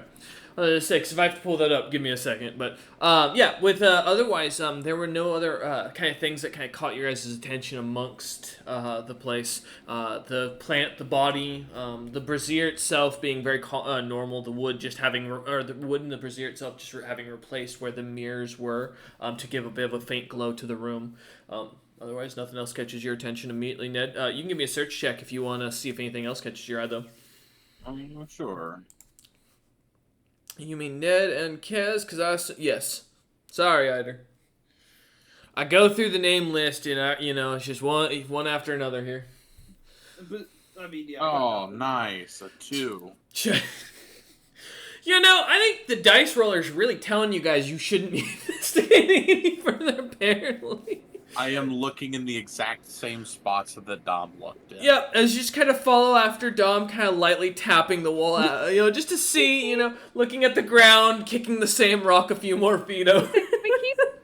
I'll lift a rock. Every once in a and while, like, yell. he puts the rock back, and then I go back to look at the rock, and we just keep undoing each other's progress. Every once in a while, yell "Open Sesame" at a brick on the wall. Ned, that's not going to work. You have to punch it like this. As Dom gets ready to swing a punch, as Ned says "Open Sesame," and I hate you. I didn't think you'd actually catch this. Oh my god. Dom's gonna be like mid-punch as it opens up and be like, I did it! And the wall begins to open and crack apart as you look inside. What looks to be a strange amalgamation of broken weapons, kind of cracked and burnt, hung up on the wall, many of them destroyed, many of them made of these darkened metals that don't look at all familiar, but having strange and almost serrated designs.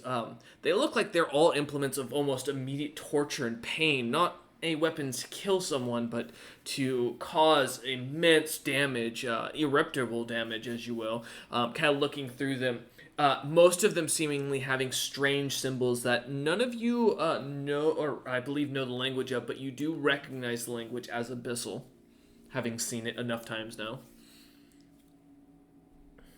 As Ned and Dom just kind of stand there, Ned saying "Open Sesame," Dom's fist kind of punching forward, coming about an inch from the wall, and the wall beginning to open to show this. The barracks themselves just shelves upon shelves of these weapons. My God, Ned. those would never work. Why do they work? Ned, we did it! Well, I don't know which one of us was right, but good It job. was both of us, Ned.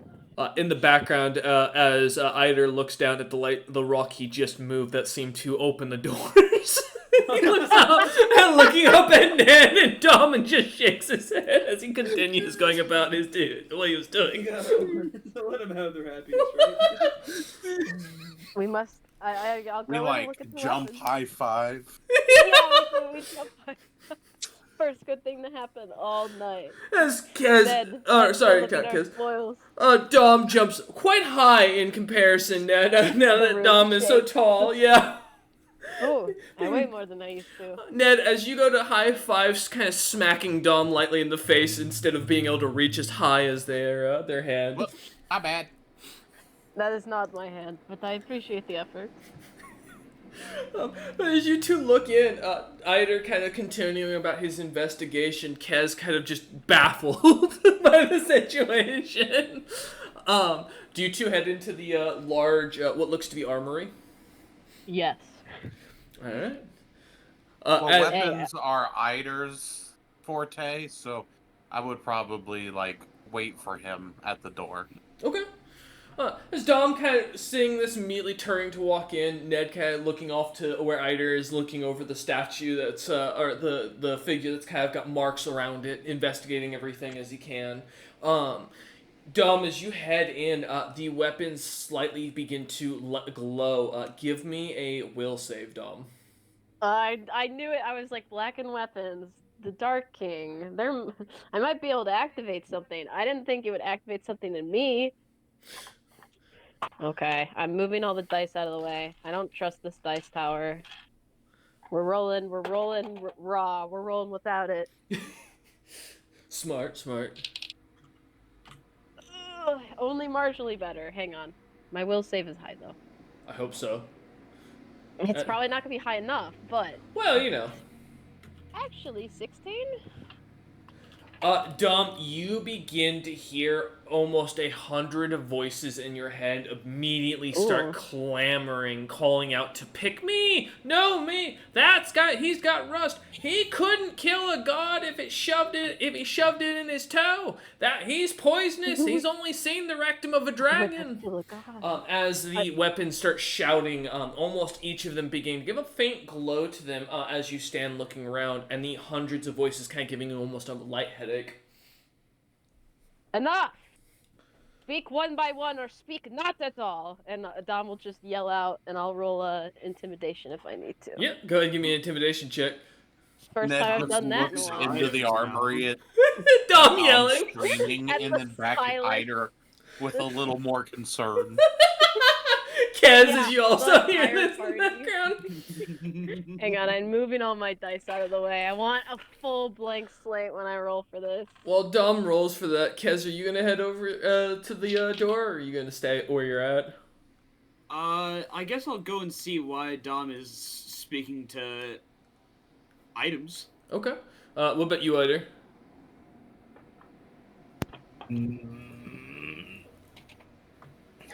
Let's see. Let me roll a fucking... Because, like, Eider is kind of the person that gets engrossed in his work. Like, high or low Bad listen trait check. as a leader. Well, that's an 8, so probably not. Alright. That's normal for Dom. Eider completely focused into looking about, investigating, writing little notes.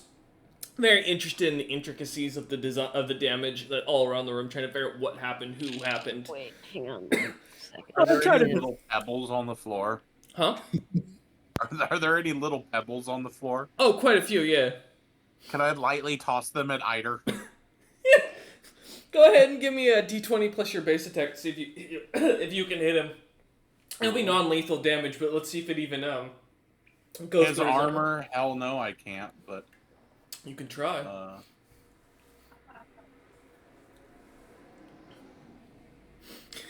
No. Rock kind of collides a couple feet away, and as almost Eider looking down, one of the rocks seems to move. A rune begins to show itself and begins to glow. Eider becomes more engrossed, focusing further onto it.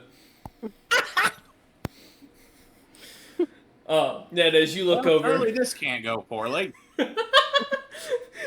Say I'm just that. gonna like post up in the door and watch. All right. What'd you get, Dom? I got a 17 total. All right. Let me roll.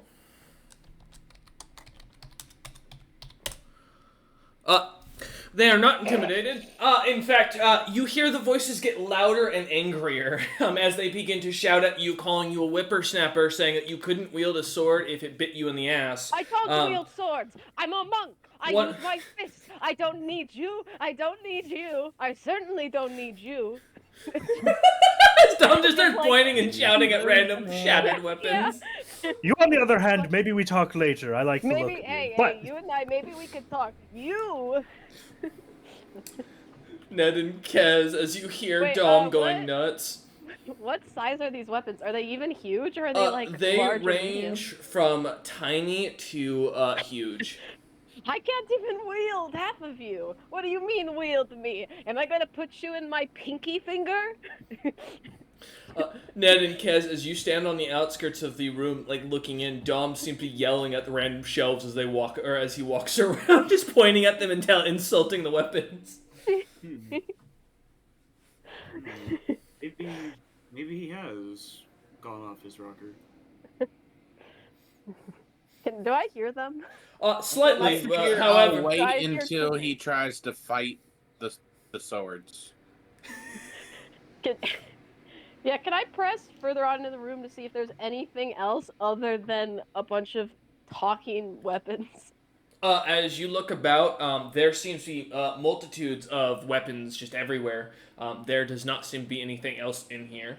Although there are a few sets of gauntlets, what looks to be some brass knuckles that have gemstones kind of glowing in them. Ooh. As you look about. Otherwise, the weapons continue to shout as Kez and Ned kind of watch you from the outskirts, just walking around shouting items. Brass knuckles do sound tempting. Are there any other like monk weapons, or is it all mostly just like swords? There are simple weapons such as nunchucks, pretty much any kind of weapon you can think of. It is hanging in this room in some form or another. Thoughts and prayers. Yeah, that was my exact thought. Wolf. Hang on. There was one specific monk weapon I was looking for ages ago that I forgot the name for, so I'm gonna look it up. Well, see if I Dom can takes a find it. second, looking about the room, suddenly realizing as they seem to kind of like plug their ears and walk around, just shouting at the items. Dom's just like meditating, and he's like summoning his inner monk calm and just trying to tune it out. Kez and Ned, are you going to stay on the outskirts of the room, or are you heading in? Oh, go I ahead, Ned. can't tell if the silence is a good thing or a bad thing. I guess I'll walk in. As Ned says, as soon as you step in, Kez, hearing this, immediately give me a will save. You're gonna be in the club, buddy. Don't worry, I'm supposed to be good at those, so we'll see what happens. So yeah, so was I. I will say, if you get below a 10, there's something special that happens, so... God, you know, I'll get below 10. You know, I kind of hope I get up below a 10. Here's hoping. You melted All right. a lemur? A lemure. Oh, I will say, I have a +9 to my will save. You have to roll a nat 1. Yeah. Do it. Well, actually, no fucking way. Did you get a nat 1? I sure did. No fucking way. A nat 1 for a 10. Oh no. I didn't mean it literally. Kez, I need you to roll a D100. Oh. You're gonna permanently hear one of the weapons, I bet. Good God, it's my spirit animal. Alright, Your spirit Kez steps in the room. I look back at Eider even more concerned and back at Kez. Alright, I rolled a 70. 70? You know, it works out. That's close to what you carry.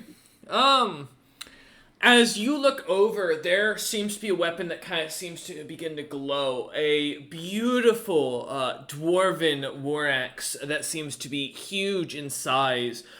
Seems to shrink itself down to be just the perfect size for you. The design of the blade, a bluish silverly color. The sigil of Ella Ugbo kind of designed into the blade, though much cruder in its design. Only a single white hand that seems to be in the shape of a whole shield. A dwarven war axe.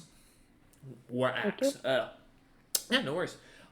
That's the handle itself you see in primitive. Well, Kez, do you read primitive? I do not. It seems to have scratchings in primitive of strange symbols that you don't recognize, but look to be basically go up the heft of the weapon. You feel yourself begin to be drawn to this weapon as it seems to pull you in. Guys, you know what? I don't like this. We're gonna go with it. Do I see him like reaching for a weapon? Ned and Dom, yeah, both of you clearly see as Kez's eyes are completely glossed over, almost grayish in coloration, as he is almost zombie-like walking towards the item. Am I going to be thanked for this? No. No, I won't be. I grab his hand. Rushing over before Ned can say anything, go ahead. Just with my 15-foot reach, I just reach over and I'm like, hey. Dom and Kez, give me some strength checks, please. Oh no. Not strict. Hey, at Yeah. least you're huge If now, this so was you a get a grapple, bonus. I could add my size is- modifier to it, but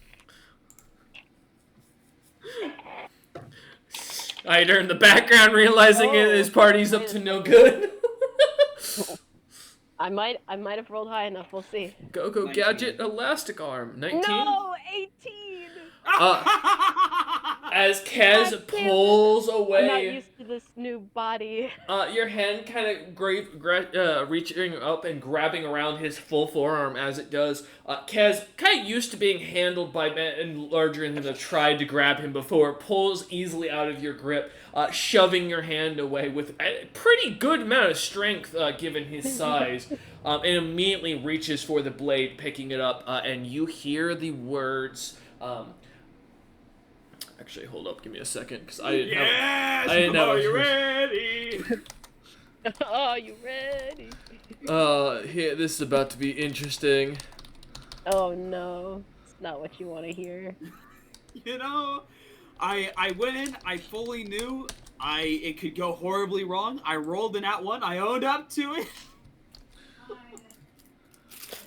You find the holy weapon, the holy avenger, in fact.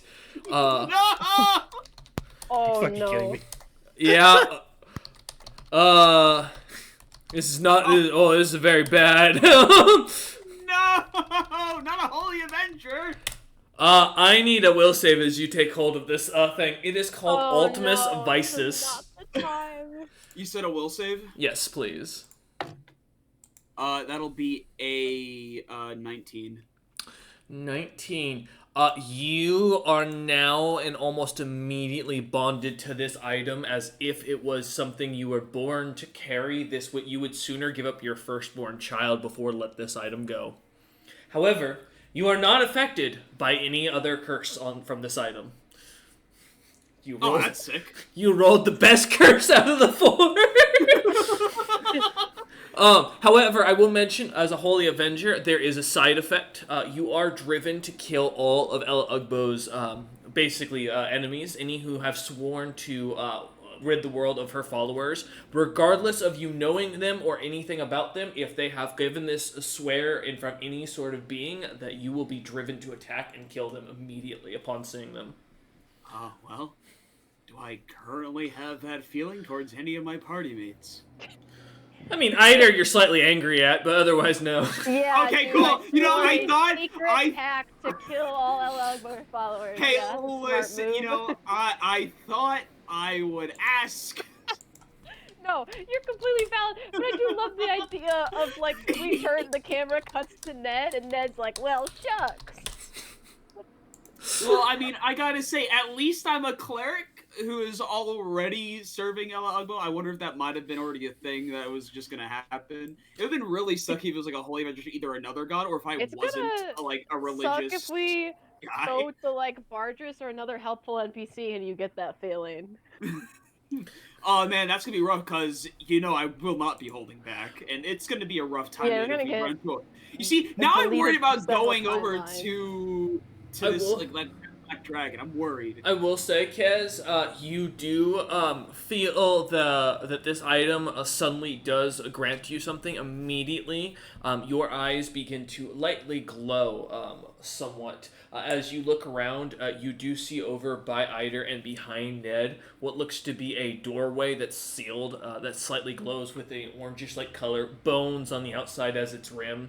The door made of what looks to be flesh of different creatures, the painful screaming faces of them looking over at Eider as he examines right in front of it.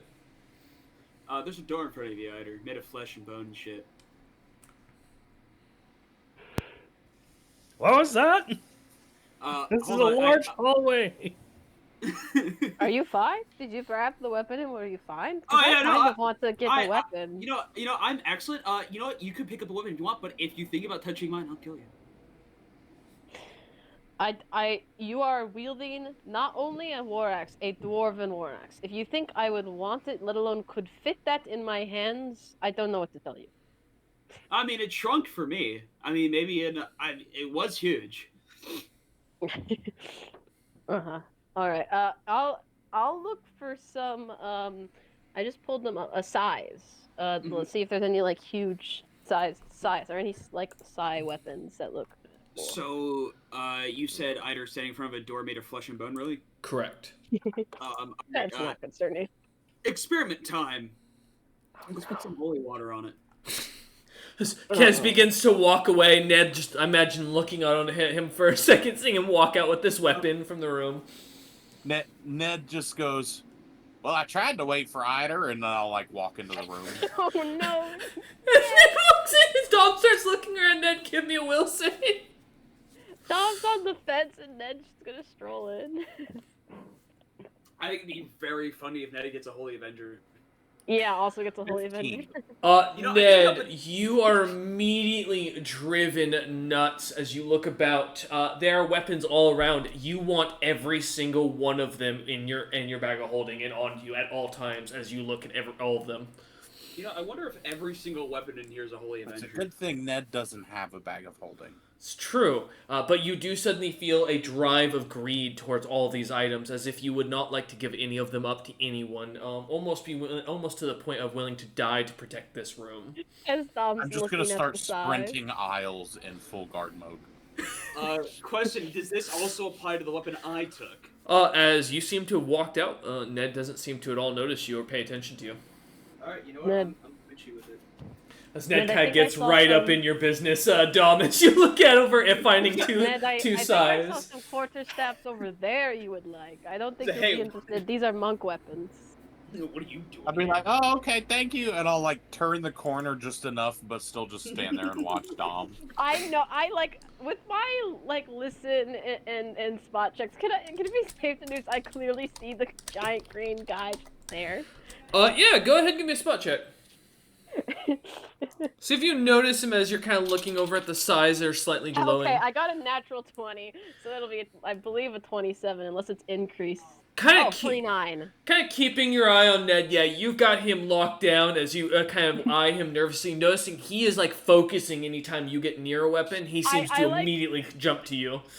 I start to reach for a weapon. I see Ned tense up, and then I pull it away, and then I reach and I pull it away, and I reach and I just watch him, and I'm just like, oh boy, I'm starting to regret. I'm starting to think about not choosing this weapon. Shut up! I already said I don't want you. Over there, short sword in the corner. I mean it. Oh, that's They're sweet. so loud. Don't talk to any of them. What? They're talking to me. I didn't choose this. Why are you talking to them? You can't even use metal weapons. You're a druid. That's a myth, actually. Yeah, they can use Oh, metal I didn't know that. Apologies. I'm not well informed on your It's culture. it's a constant racist stereotype for all druids. Yes, there. Yeah, You know, Azorus uses a scimitar. Yeah, right. But as you two kind of begin to like argue, Dom kind of looking to formulate a plan, eyeing these sighs kind of in the corner that suddenly catch his attention. We're gonna jump back from you two for a moment to Kez and Eider. Kez, as you walk out of the room, seeing Ned bolt in and hearing kind of a light argument starting to kind of pop up in the background between those two, as Dom begins to shout, Ned telling them not to itch any of the weapons. As you kind of walk over towards where Eider is hyper fixated on this statue, kind of looking about at the grounds, beginning to drop what looks to be small symbols in sporadic designs.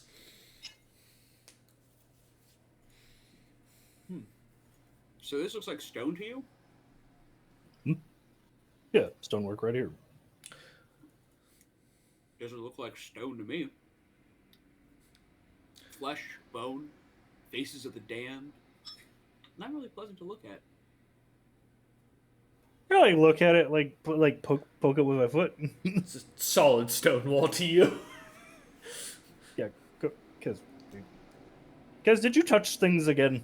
You see the new axe in his hand. Touch what? Take your eyes off this now. I will say, with your detect magic still going, would you like the kind information? Sure. Well, so you're immediately stuck stupid, as they called it, or what's the there's a term for it. My grandfather used to call it. Basically, you're paralyzed with fear.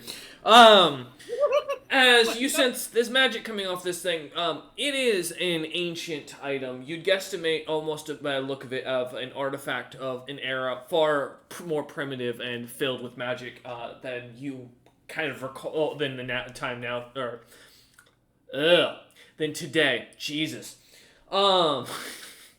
As you look on or look over at, you noticing the metal on it, the palladium design, the beautiful sheen, or not palladium design, sorry, the blue sheen to it. Noticing this is made of a mix of what looks to be blue ice and some sort of older mix of death ore.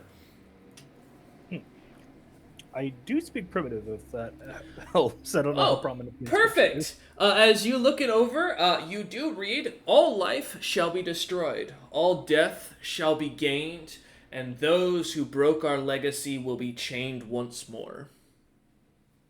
Yeah, I don't know what these funky letters mean, but I think this axe is pretty freaking awesome. Because that's a weapon of a death cult, I'm like 98% sure. Huh? Yeah.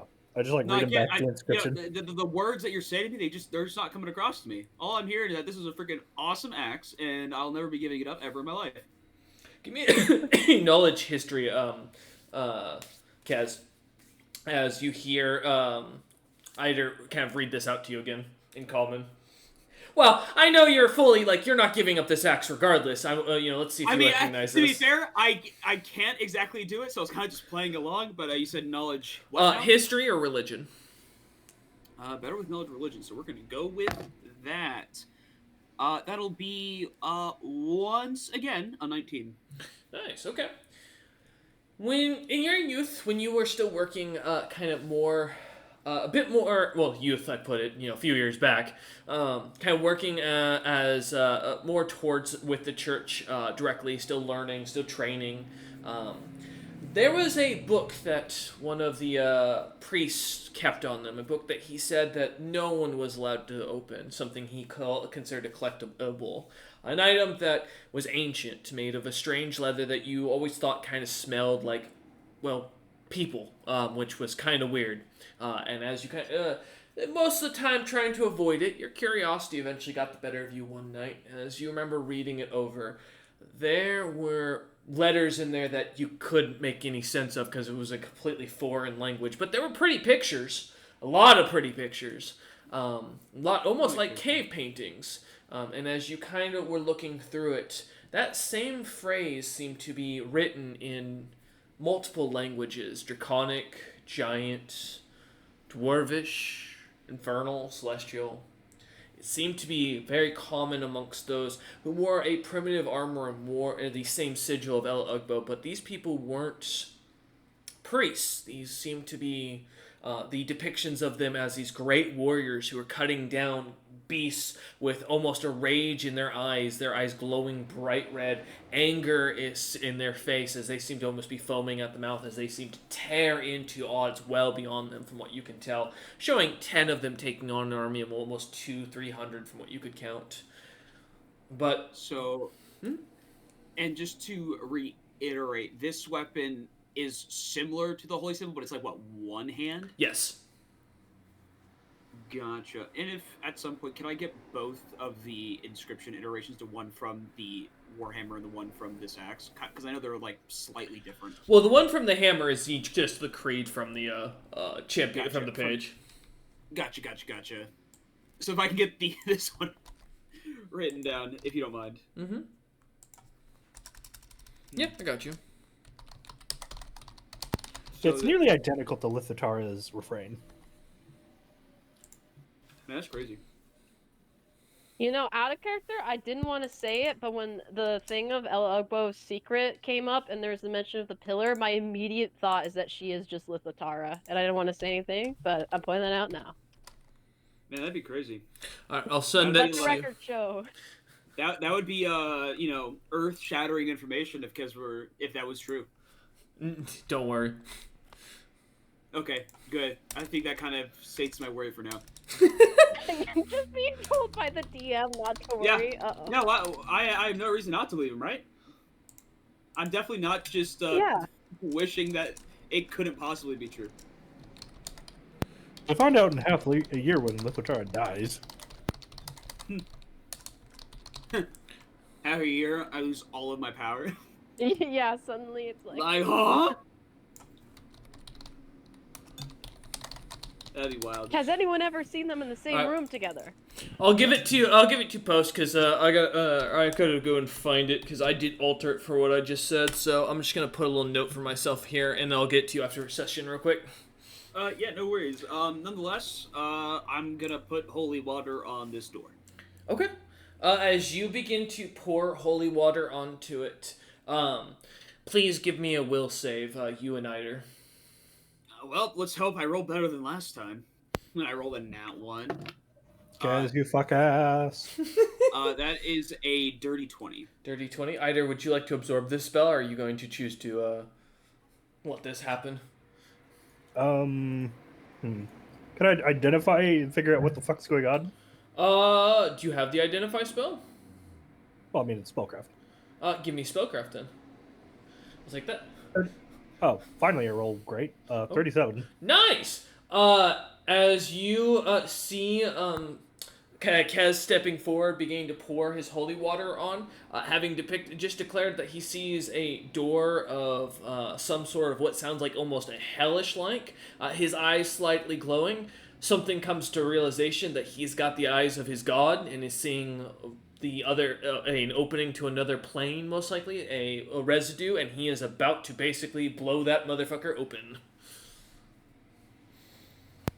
Can I pop? Hey, Kaz, what's your touch AC? Huh? What's your touch AC? Why would I tell you that? You're right. Why would I? I'm gonna try to abort this one real fast. Okay. I was saying, this is a nut tap. It's the it's I'm fucking gonna All that paralyze he him. could reach. You're gonna paralyze it? I mean, like literally? Oh, okay. Yeah, so he drops the fucking holy water All right. before he throws open the gates of hell. All right. Does an 18 hit your touch AC, Kez? Yeah, it does. All right, roll a will save. It's a compulsion enchantment effect technically. So if you have anything that goes against that. As Kez suddenly feels Eider's hand touch his leg, and like he just got punched in the nuts, suddenly just freezes for a second.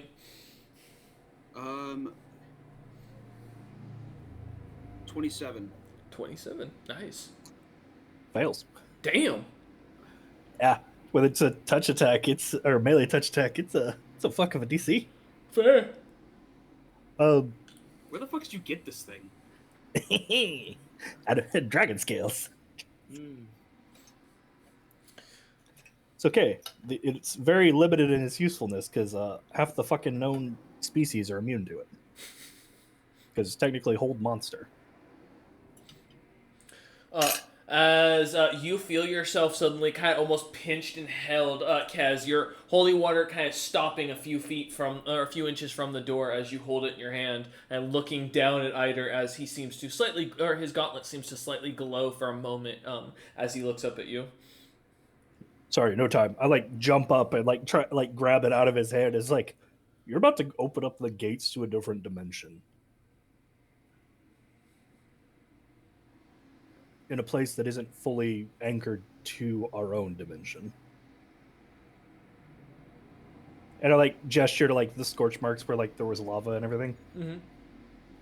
I was like, I'm sorry. I fought as fast as I could to try and keep both of us from dying almost instantly. Kez, give me an intelligence check real quick. I told you for the last time, Dom, these are all mine. You hear a little bit of clashing in the background. 4? You can't even use these.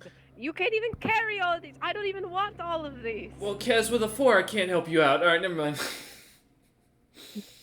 I tried. The fact that you want to guard all of these does make me want these more. This is a problem. I will say, Kez, as you see Eider kind of holding your holy water, taking a second, the only thing that comes to mind is that if this is a sort of temporary place, there's in theory that wherever this would get linked up to next would be stuck, where it would be locked onto. As you kind of think for a minute, basically it's like closing your a door and then suddenly being in your house being in another place, and then not being able to go back to the place it was, as you kind of think about it for a second.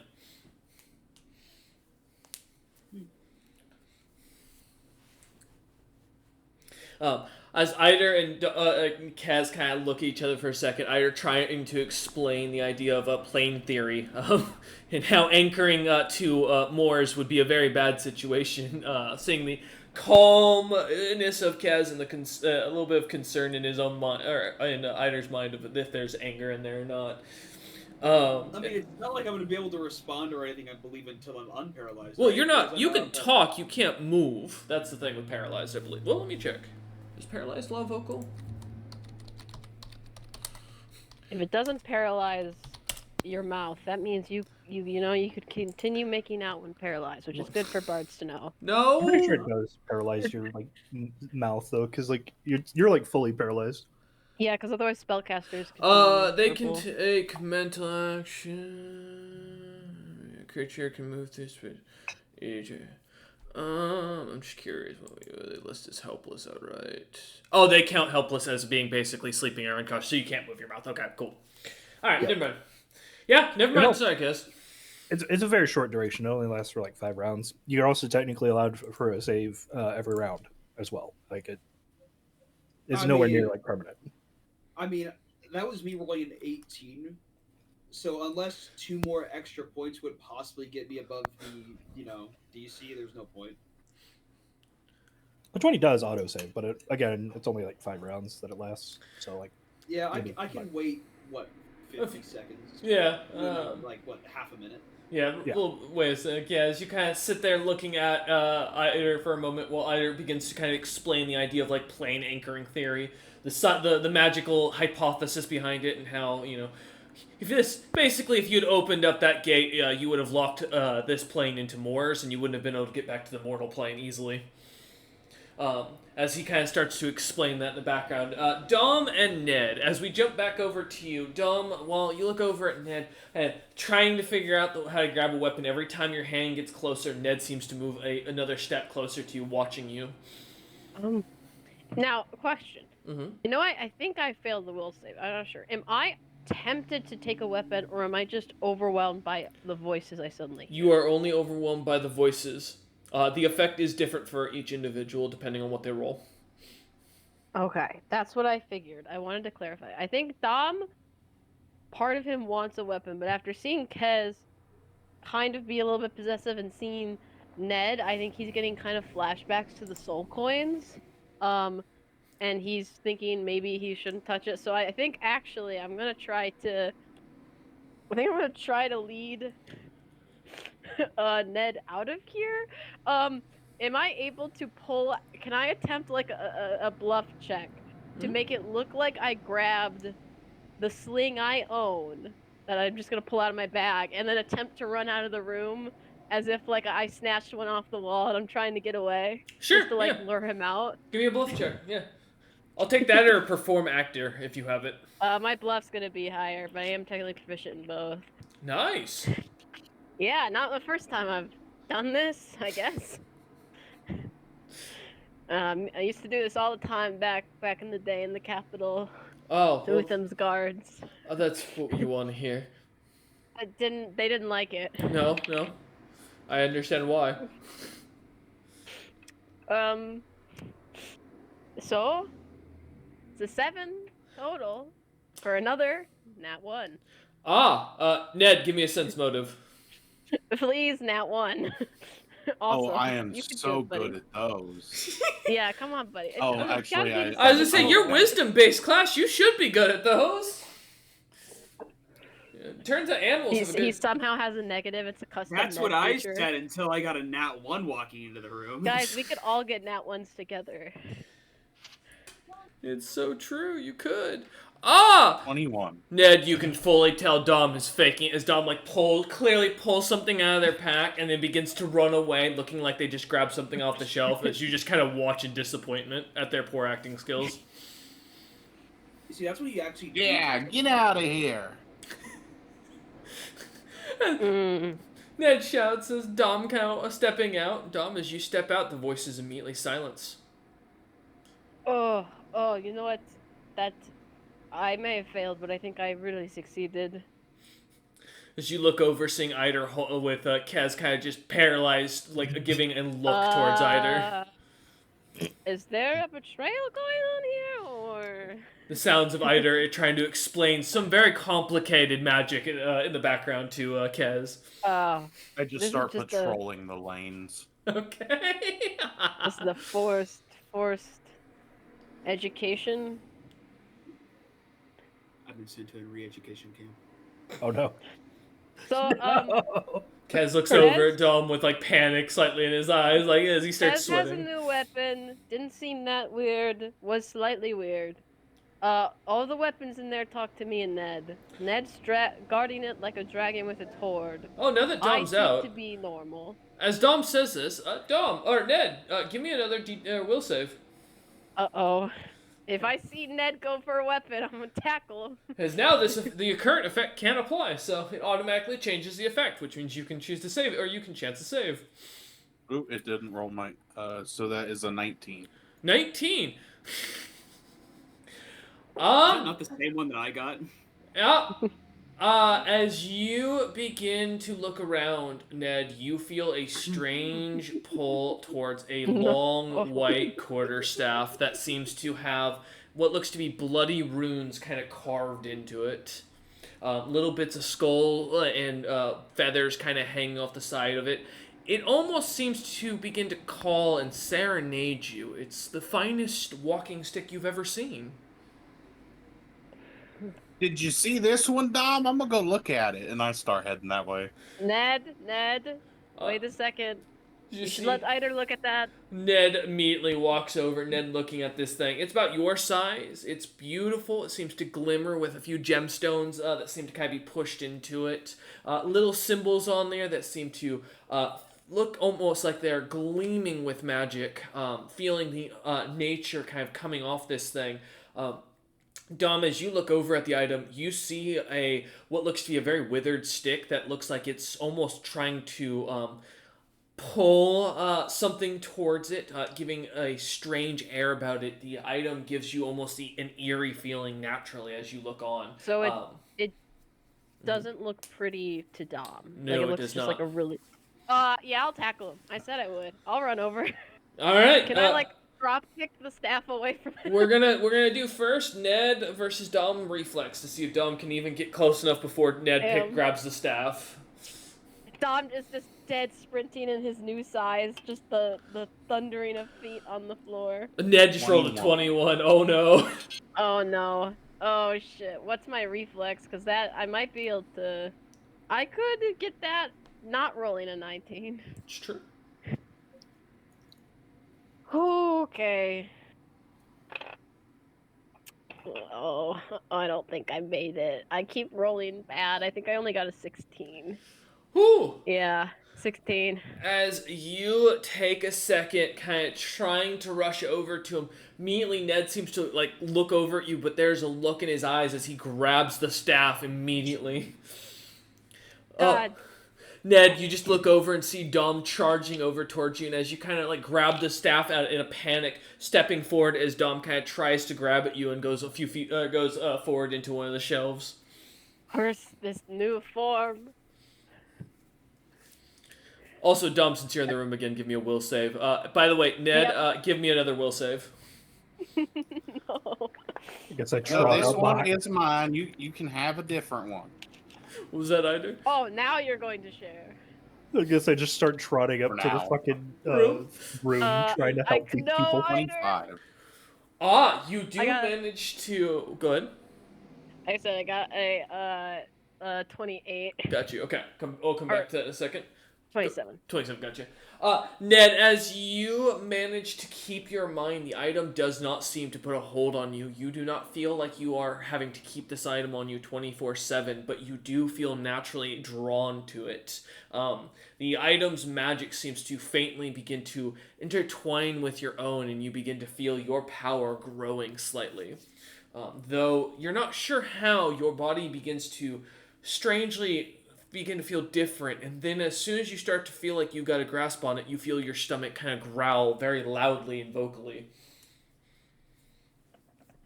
Are you hungry to eat the weapons? Ned, Are you you hungry? suddenly have a craving for meat. Oh no! That Like only any food kind, games or Yes. oh, okay. matters. I was worried I was about to have to try to eat Dom. No, but looking over at Dom, they do look like a delectable snack, but as you kind of weigh your options for a second, you realize probably not Hey, worth buddy, it. I was on the grill too long. You Wouldn't be don't the want this first time one. I've had to eat a party member. Hold on a minute. Dom looks like they're made out of food. Do Dom, I? Dom, you do manage to succeed the save completely. You feel no effect. Why are you holding that decaying stick? I'm holding it tightly, So hugging it like a child would. as you kind of walk in behind Ned, seeing Ned hugging the staff, looking over at Dom. There were so many better looking sticks, and you chose the one that looks like it's burnt and decayed. Have you all lost your damn I mind? don't know what you're talking about. It looks cool to me, and I hold it up. Yeah, that's because you're under its effects. Either you feel almost immediately as your spell, I'm looking for the word, sorry. Yeah, Spellfire, thank you. Almost immediately fills up to max. I was just like look around. I was like, damn. However, I, and you do not have to make, none of you will have to make a will save now while you're in the room. What is happening? They keep being drawn towards weapons, and I don't know if that's a good or bad thing. Well, there was a guy named the Deathsmith. So you look around at Do you all the think the cracked and broken weapons. have souls in them? Because they were talking to me in that. I like. I don't think Kez would like that. I will say at this I look point, as over. Kez is now paralyzed as the hold monster kind of breaks. I just like look back in the room. It's like, are you okay, guys? Sorry, but didn't mean to scare you. I think he's mad at me. He'll probably deserve it.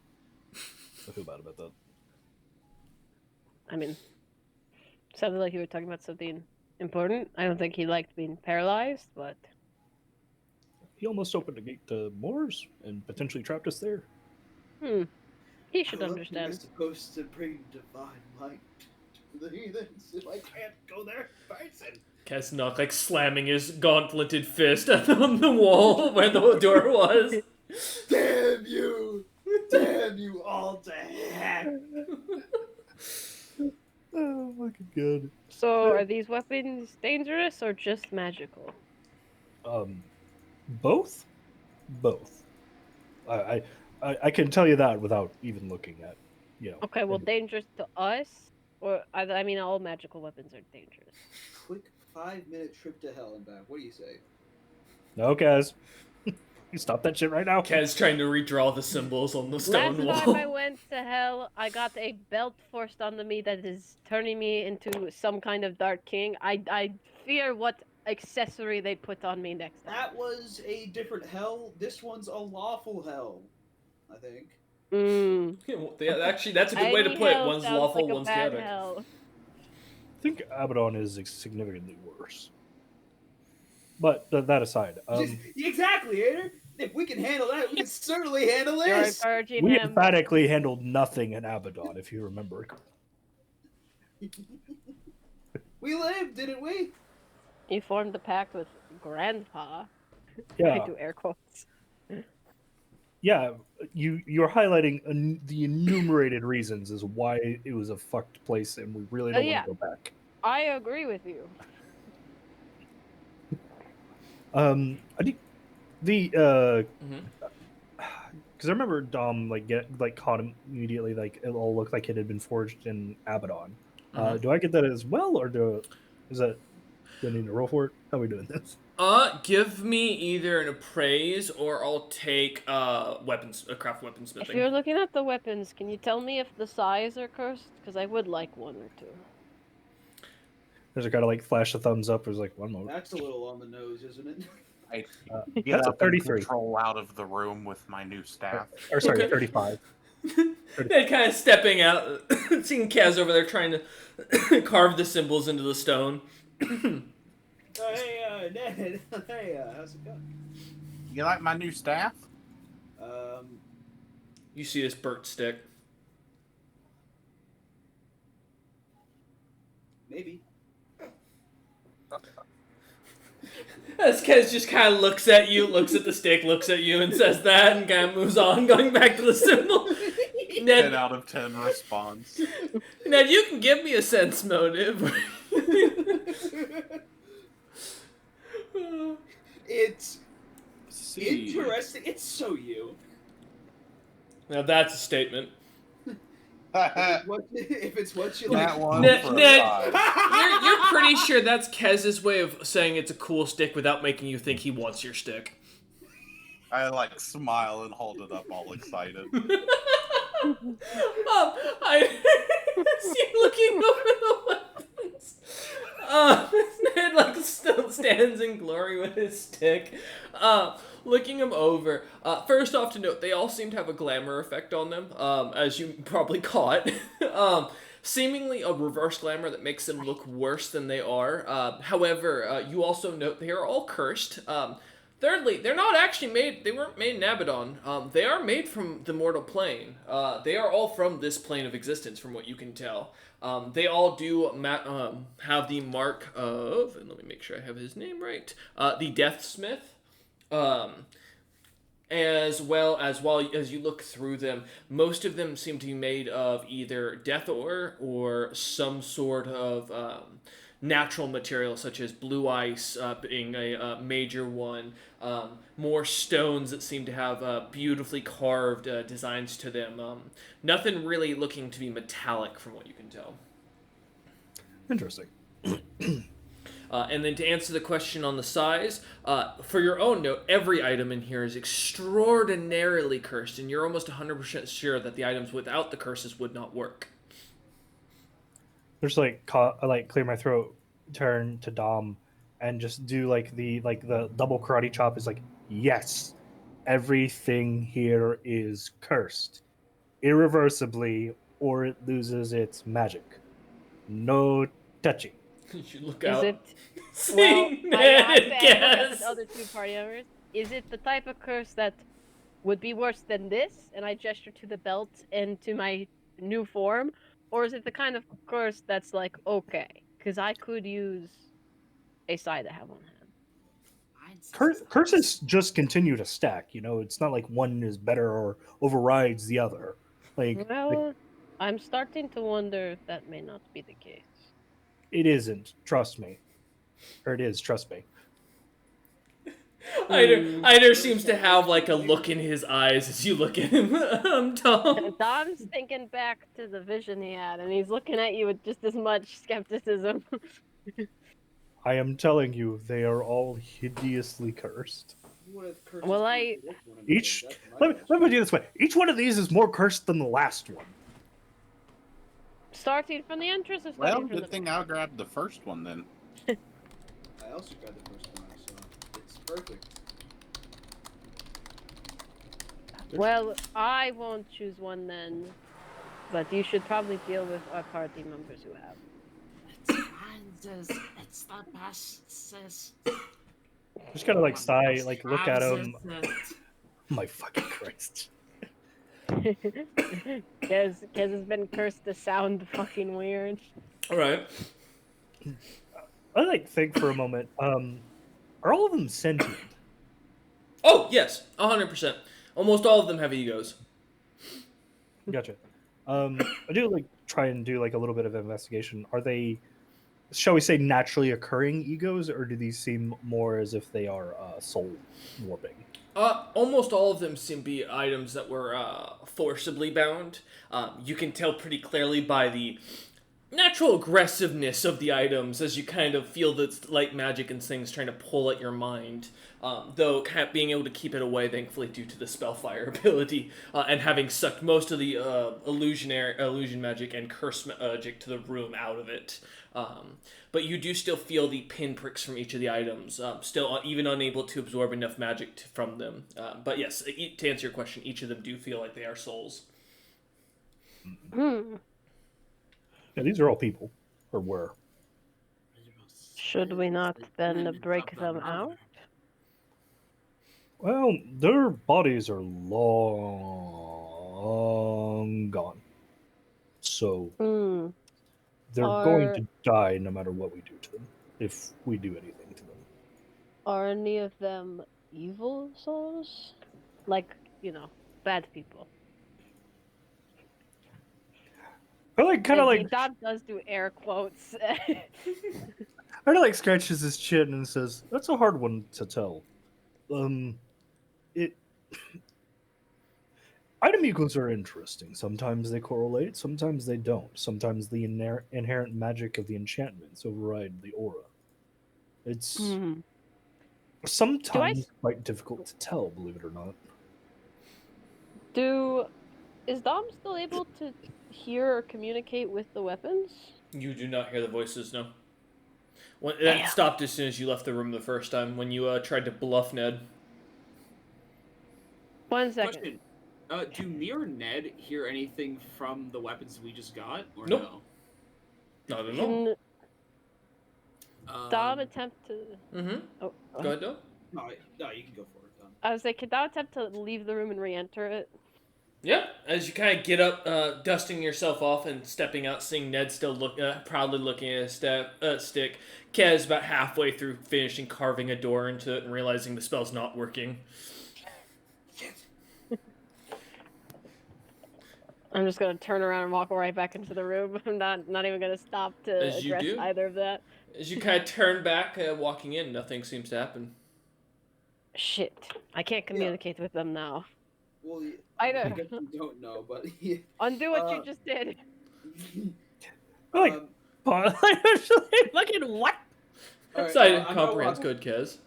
I'm gonna go ahead and walk over and be like, all right, have you figured out what's up yet? I'm trying to commune with people, and I can't. Either I could hear them before you walked in. What did you do? What do you mean by people? Oh, Oh, these Well- are souls. I ate the magic, and it's kind of well, they're not dead yet. No, They're well, just I was the going ambient. to ask if maybe instead of being trapped in a weapons, they'd like to work out a deal with me to get out of those, but I can't ask politely if I can't talk to them. And, Kez in the background is having a war with himself. He is holding a weapon that has a living soul Yeah. in it, which goes against every religious belief he Insert- has. insert But that he pagan can't get meme. rid of the item as he feels drawn to it, and it has El Ugbo's symbol. The what way do he I thinks do? of it. Well, at least I can get rid of the other ones. About that. I wouldn't touch those if I were you. They're all very cursed. Well, why would I touch them? I don't have to touch something to, exercise. destroy the souls? No, it's free 'em. I assure But you, if you you're don't- gonna have to try and do like something to try and touch them to do it. These things are very, very, very powerful, and that, by definition, comes with an extreme amount of durability. I think my abilities could remove them without contact, but yeah, otherwise you would have to be in direct contact, and not to mention risk destroying the souls. Well, that's why I'm a cleric, and hopefully I can get a little assistance. Give me just a second. I like reach out and like grab one of them, and just like kind of like close Give me my a eyes. will and save.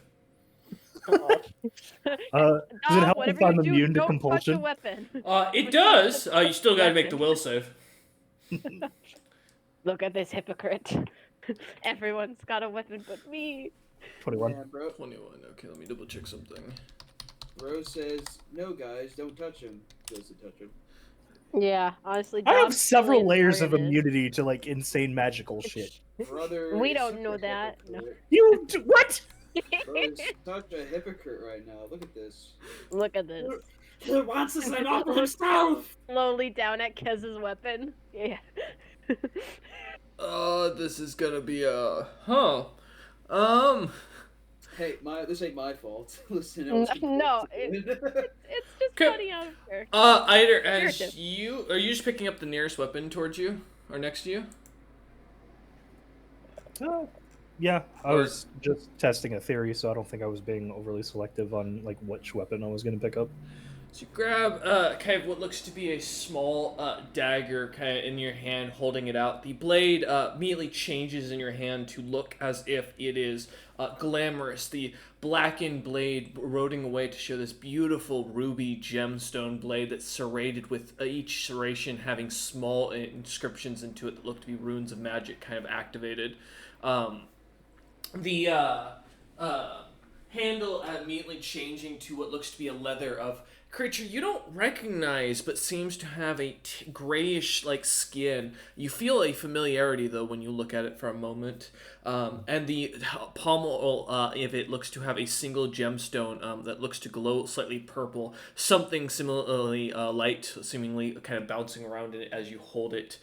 You suddenly feel as if this is the greatest item, masterwork piece you've ever seen in your life. Which I think that technically doesn't fall under the Compulsion Act by the definition of it. I did double check. What's emotion, compulsion, mental manipulation? Yeah. It's the full fucking gambit. Yeah. Attempt to exercise mental control. Yep. All this does though is appear as if the greatest piece of art ever crafted in front of your eyes. Interesting. I was like, just like let out a low whistle. It was like, that looks like shit. I just like look at you like you're a philistine. I was just like, some people can't appreciate good art. I like try to like talk to the damn thing. What are you gonna say? I was like, well, introduce yourself. The dagger does not speak. If you want to be free, I would suggest either talking now or I will start trying to strip the magic from you. Tell them you're the new Deathsmith apprentice or whoever, and you work for the new Dark King. I'm the new Dark King's apprentice. You hear a slight giggle come from the dagger. Okay, now you're definitely going to get magic ripped out of you. You hear them laugh a lot louder. You said you're immune to compulsion. Does compulsion include possession? Yes. The specific thing that I have is basically the exact same effects of like protection from alignment. Oh, you bastard! Smart. All right. Yeah. As you feel for a moment, something tries to pull and take over your mind. Something extraordinarily strong, and then the giggling kind of goes quiet. It sounds like a young man within the dagger. I just like tap it like lightly against the wall, like almost like a spanking. It's like, did you seriously think I would interact with a bunch of cursed items without some precautions? The dagger stays silent. Looks over at the other party members. Yeah, who would do that? Well, you haven't said anything, so any last words before I send you to whatever plane remains? You hear the giggling begin again. All right, this guy's nuts. Should I deal with them, or you want Kez to try to? You know, I want to see what happens. I'm going to step out of the room. Real quick. What if we do it at the same time, Kez? See what happens. Kez. Can I see them in the room talking to their... Seemingly talking to the dagger, yeah. I just like look down at my staff and go, "Hey, you talk?" Yeah!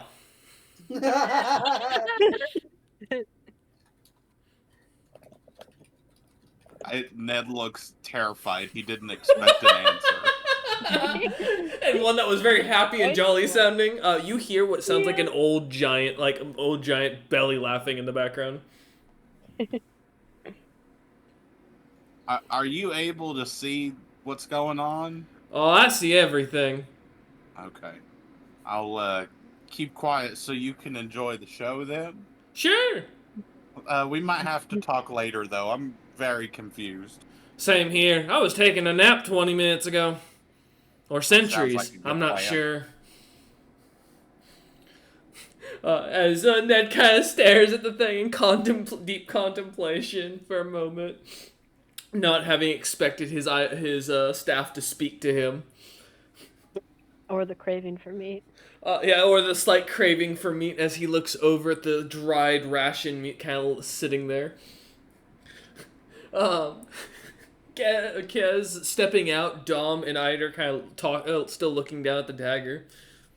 I'm just gonna try to drain magic when they argue about the soul. Oh, Yeah, well, like, while they're okay. while they're arguing, like, who's gonna do the thing, I'm just gonna like Not just arguing. Dom was like, "Hey, you Are want you to try it at the same expending- time?" Or... Are you gonna, like I mentioned, your spellfire was filled. Are you expending? Yeah, I'm just venting it out and then like just pulling it in from the thing. Kez, you said you're stepping out of the room, right? Yep. Smart man. Yep, I figured. Give me a minute. Oh. I mean, I am in the doorway, to be fair, because I walked out and walked back Don't in. worry, I don't it's know if not that you. helps. No. It's just I'm getting another aneurysm. The gauntlets, the gauntlets next to the brass knuckles, they're kind of sitting across the room as you try to drain the magic, immediately implode, like a small firecracker, the metal exploding out and tearing itself apart, the item completely destroying itself as it does, and you hear a giggle from the dagger. You little shit.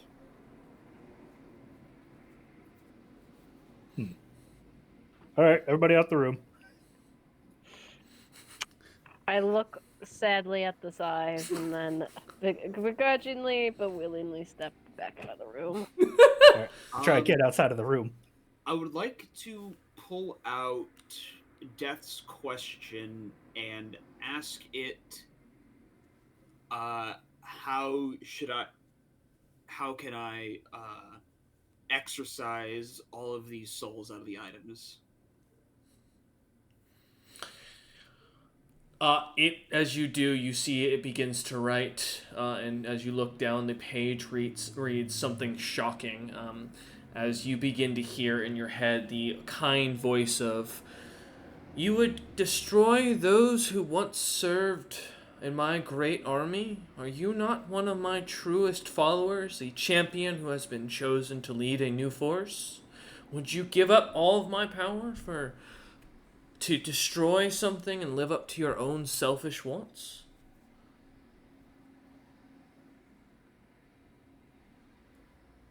What do you say, Kez? Or what do you do, Kez, as you read this and hear this in your head? Now I'm confused. You should be, because the item doesn't do that normally. Yeah. Which should be a little bit more concerning than confusing, but yeah. That's because so the item both says it and I hear it in my head. Uh-huh. Well, the item, yeah, it reads out on the thing, yeah. So, items, that's not supposed to be a thing. It's not supposed to be like that. Why are the souls in there? I don't get it. As Kez begins to whisper quietly to himself, wondering what's going on for a moment, People have been in my head before. Liars, deceivers. either Kez begins to go insane as you see him over there, beginning to look around like he is looking to kill something around him. His eyes darting about as if some invisible creature is somewhere in the room. What would you like to do, Ender? That guy's fucking nuts. I'm gonna start doing this shit before he gets in the way and gets more cursed in the process. Yeah. Now that I've stepped out of the room, I'm going to try again one last time. If something else fucks up, then I'll probably stop doing it for good. But I figured, being in the room, there might be a whole lot of interference going on, hence the random explosion of a different item. So I'll see about trying to strip the magic out of it again. As you begin to try to, the giggling gets louder. Dom, Ned, and Kez, you begin to hear this giggling beginning to pick up. This young male voice giggling in your head as the armory begins to explode, popping. As Eider looks down at the item, a little bit worried as the sound gets louder and more popping continues from the armory, the dagger beginning to slightly glow with a magical aura that becomes physically visible as Dom can even see a blue aura beginning to surround it. I don't think you should be doing whatever you're trying to do. Yep, that has Might become have to apparent. said. Well, if it's true, haters killing members of Hugbo. But if not, I just don't understand. Guys, I thought we said no more secrets. What are you doing, buddy? Just gonna like clap him on the shoulder, like, hey, focus. Ida's about to get us all killed. Don't sneak up on me like that. I've been here the whole time. Jesus fuck. Wait, who's that? No, Mother, God. Listen. I know I look different. It's still just me. As Kez kind of looks on in concern, given the fact of what's going on, the realization of this room going nuts, something interfering. Ida, are you going to continue to try and pull magic from this as the armor begins to pop and the giggling is getting louder and more maniacal? I think I'm hell gonna no. leave. As you turn to leave, turn to look, Kez, the doors where there were no doors earlier are now slammed shut currently, as Ida holds this dagger in his hand. No, I'm definitely gonna stop trying to, because it seems to just be eating fucking other weapons to try and make itself more or stronger, even outside. It might be a sacrificial dagger. Yeah, just double checking. Like I did this outside of the room, and it's still Yes. like popping stuff from Yeah. the other. Okay, No, gotcha. I just wanted to double check on that. yeah. Mm-hmm. Just like look at it like askance for a moment. And say, "Are you one of the Morans?" The laughing gets shrill and higher pitched and more maniacal and crazy as the entire armory collapses in on itself, exploding in a bluish smoke. All right, I didn't do that one. Ida looks Much at for the my party. Likely story. Ida, you meet Ned, and Ned feel an immense amount of magic coming, just exploding out from that armory. The dagger is now almost at what you can tell caster level 21. So much for not touching the items. I will hear I already nothing touched from it my party. before Hyder said Just that. walk in and just The woo. only one who didn't take a weapon. Uh, I'm the only one who can I mean, you take should it. have just taken one. No, they're all cursed. Uh, I'm not cursed by the damn thing. That's the only saving grace here. it is true. Are I you? don't know. This one seemed pretty friendly. I am. I only killed half my friends, and you're gonna do the same. Oh, good. I'll let you pick. There's 3 of us. How are you going to do half?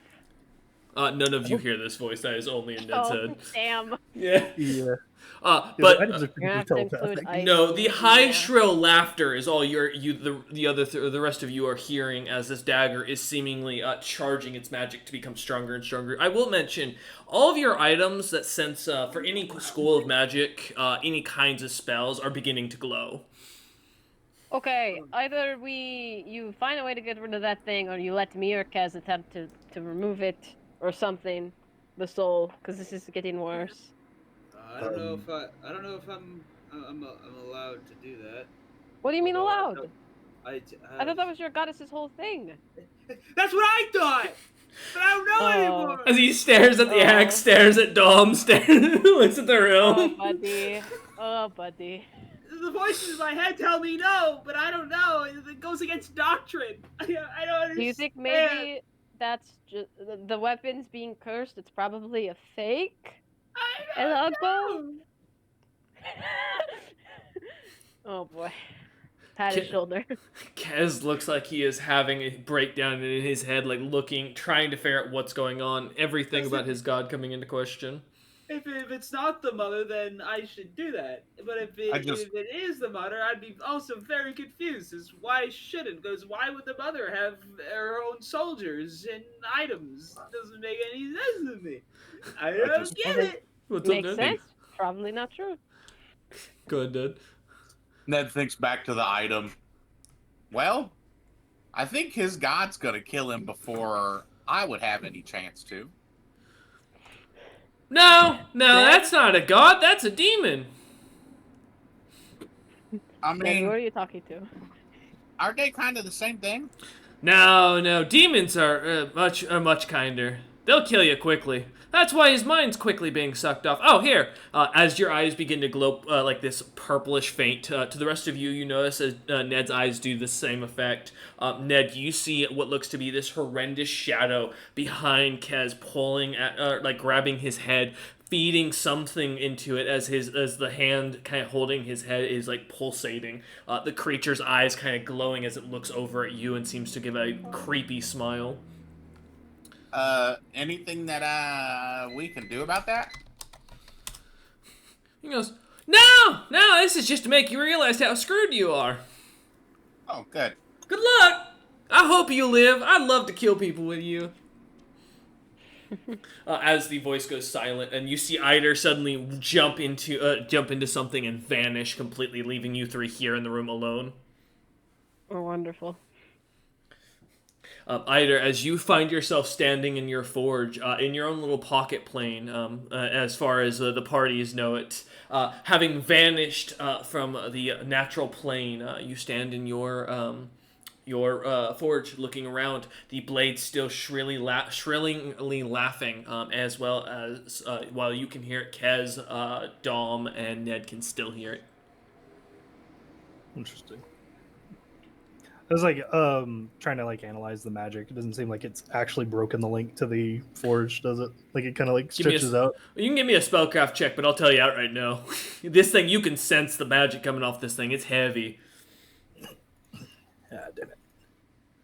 The upside is. So you all know, the voice from the staff is telling me we're all doomed. Background Eiders, you hear this just as you're looking down at the dagger. Just hear this thought from them in the room.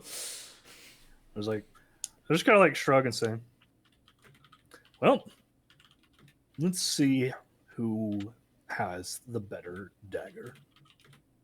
I just like pull out the other dagger and like use it like a chisel and just slam into it. All right. As you go ahead, is this your magical set, or are you just using one of your crafting kits? Just gonna like hammer fist it into okay. the with the grandpa dagger. Got you. Oh, with Grandpa's dagger. Oh, Yeah. Oh, yeah. you're actually pulling Grandpa's dagger and doing. Oh no. That's why I was. All right. Give me an attack with the dagger. It's just gonna be a d20 plus. Well, there's nothing for the dagger on my end yet. Yep. I think it's just like a normal attack roll. Mm-hmm. Correct. 20 flat. You watch as Grandpa's dagger slams into this thing, and the dagger begins to the ruby dagger begins to glow, not cracking. The both of them seemingly stuck. The magic beginning to crackle between them. I need a. We'll start with a will save. Well, the upside is I did this away from my party. Yep. Are you forced to that dagger? You could just leave it behind and we could leave. No, he's not forced to it. No, he's just trying breaking a pure spite at this point. This is personal. Also, I think it has locked us in, considering the doors slammed shut. Could also be because you threatened to kill it and tried to kill it. Hey, I said to talk to me. Just apologize. Say you're sorry. I also asked like what was going on with it. That's a 17. 17. You immediately let go of the ruby dagger, dropping it to the floor as the grandpa's dagger kind of slams into the wood next to it. As you kind of fall forward towards the ground. It's like shit. Immediately, as you all look around, Ned, Kez, and Dom, as you look over, you see as immediately Eider appears, almost as if he is floating off the ground, and drops a few inches with the two blade, with Grandpa's dagger kind of in his hand, the other blade kind of dropping underneath him. Eider, your spell of your forge is immediately dropped. Yep. I just gotta like just kind of face plant. It's like, well, damn it. Kez, give me a will save.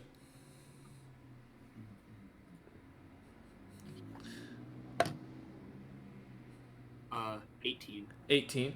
Kez, you feel your mind being pulled and pulled and probed as something is trying to dig at it as you hear over and over again. Life must be taken.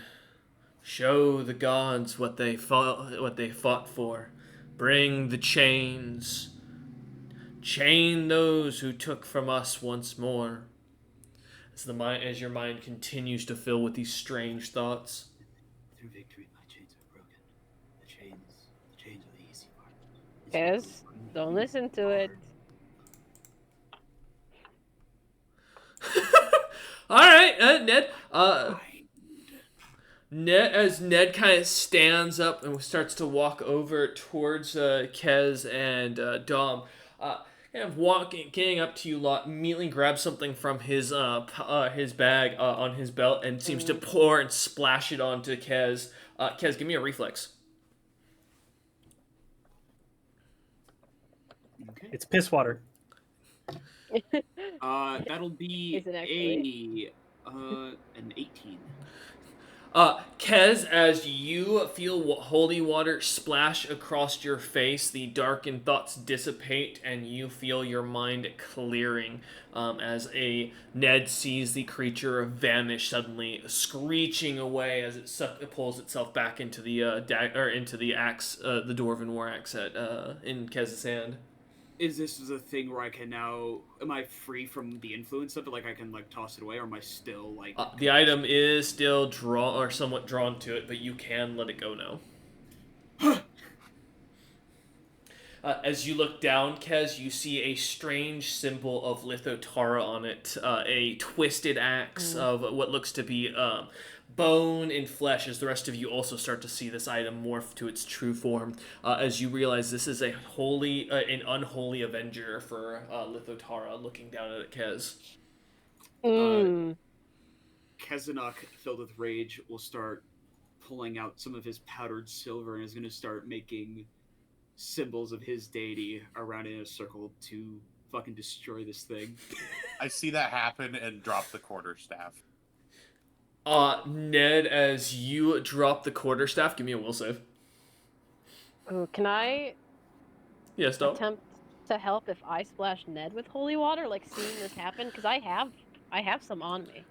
Are you just gonna turn to him, seeing him with the staff, and Yeah. just Yes, you're What? going to need to. I As you see forgot. Ned go to drop, looks at the staff, looks over, and then goes to let go, and he feels his hand crunch as he's trying to visually hope in his hand.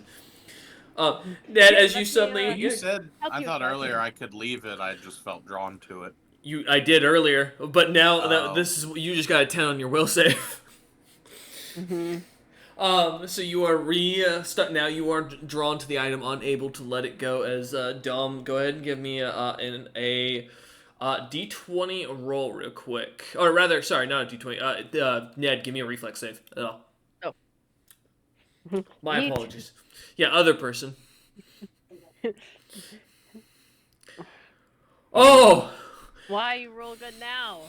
Let Right. yourself be hit. Ned, just barely managing to catch, immediately seeing this, your eyes seem to flare as the creature inside the staff seems to pull you away as you step to the side of the holy water, as it splashes onto Eider behind you.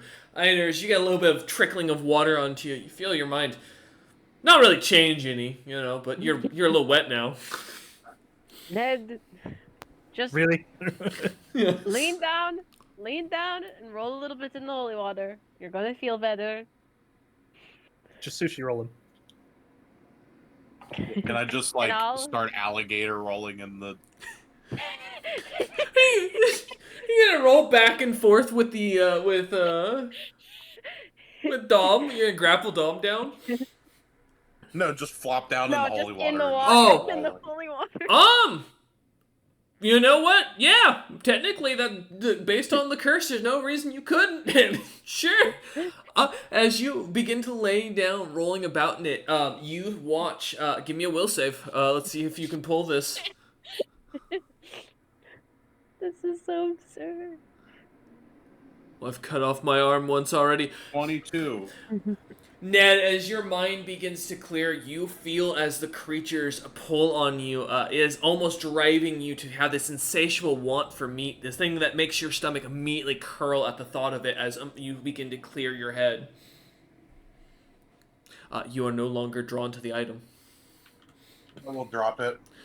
As you do, you watch as it immediately shifts and changes and gnarls, the wood twisting and kind of becoming more uglier. Feeling and sensing the rot and evil off of it, you sense the symbol and see the symbol of Lithotara on it. I told you, it's ugly. Kez, give me a knowledge religion check, please, in the background, while you begin drawing holy symbols. As Dom says this over to Ned. Sorry, didn't mean to interrupt. Quickly, right before this, I'll look at Ned and be like, throw it in.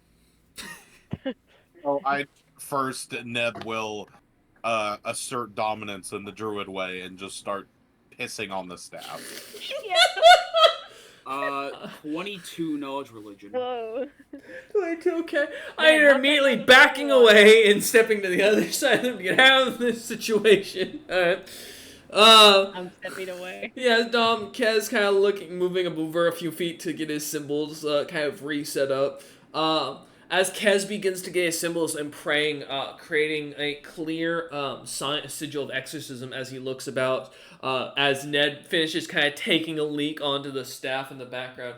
Eider, while this is going on, you hearing the dagger kind of continuously laughing still in your head. What are you wanting to do with it? Look. Just talk to me so I know who you are. My original goal was to study you, to make sure if some of you can be saved or be used. This isn't going to end well for one or both of us. Either you get stuck here for another few millennia, or I succeed in breaking you. One can't break what is already broken. Untrue, you could break it more. I can free you. Oh! You want to die? No. I've been many places. I don't think you can. Oh, but I am the one who fought and sealed the one who made your dagger. I can do what I want. You can't stop me once I'm out.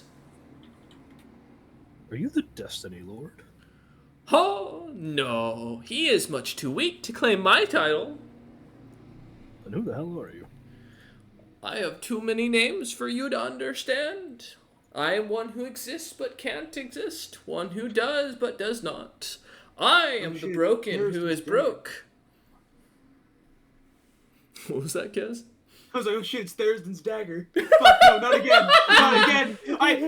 We had campaigns about this already. No. This is, you're not far from an equivalent with what you're looking at. That's exactly what I feel from this. In a spasm of pure and utter cheek, I pull out a small bit of money and put it on the dagger. And just, look, now you're not broke. Tee, you think you're funny. But trust me when I say I'll turn your guts into the grandest joke this world has ever seen. Or I can just leave you here and you'll rot for eternity again.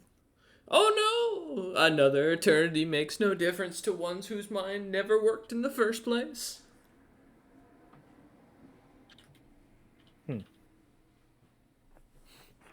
So you really just want me to leave you to rot for eternity?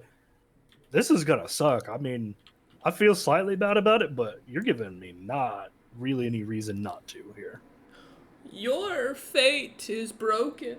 You will die regardless. You let me out. I'll take your life now. You leave here with me. I am free.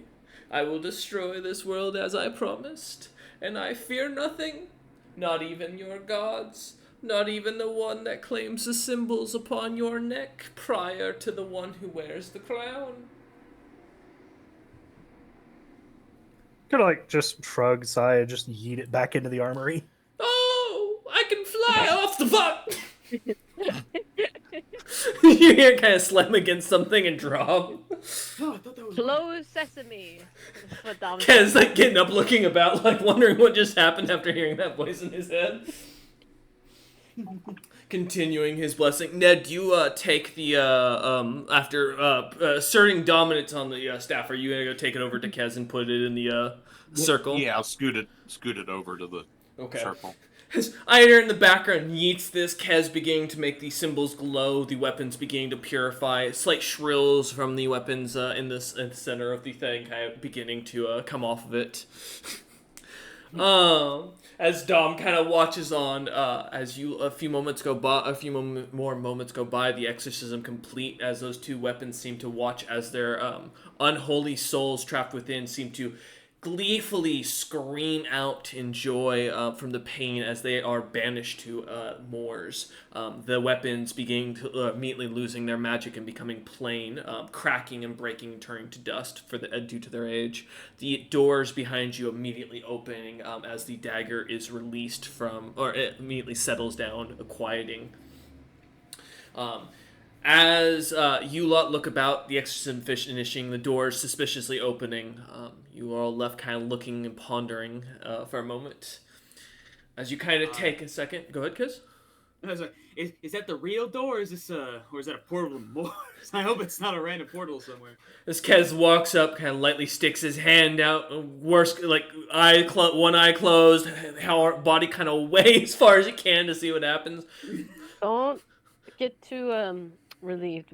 There's still the strong possibility we have to fight Oates cultists on the other side when we get out. Almost as you say that, Kez, give me a strength check. Oh no. God damn it, Kez, you need to stop putting yourself in harm's way. Alright, strength check. That would be a 22. You feel as an arm grabs hold and it's clammy and cold and starts to pull. As you get kind of annoyed pulling back, you feel it kind of something slightly pull in, and you see the symbols of Lithotara on the hand of what looks to be some sort of frost giant with an axe in it that looks to slightly glow, with coins kind of dripping off of it. And that's where we're going to end session today. We thank you all for watching. We hope you enjoyed. And when we see you next time, I'm going to turn this party into a coin bag. Take care.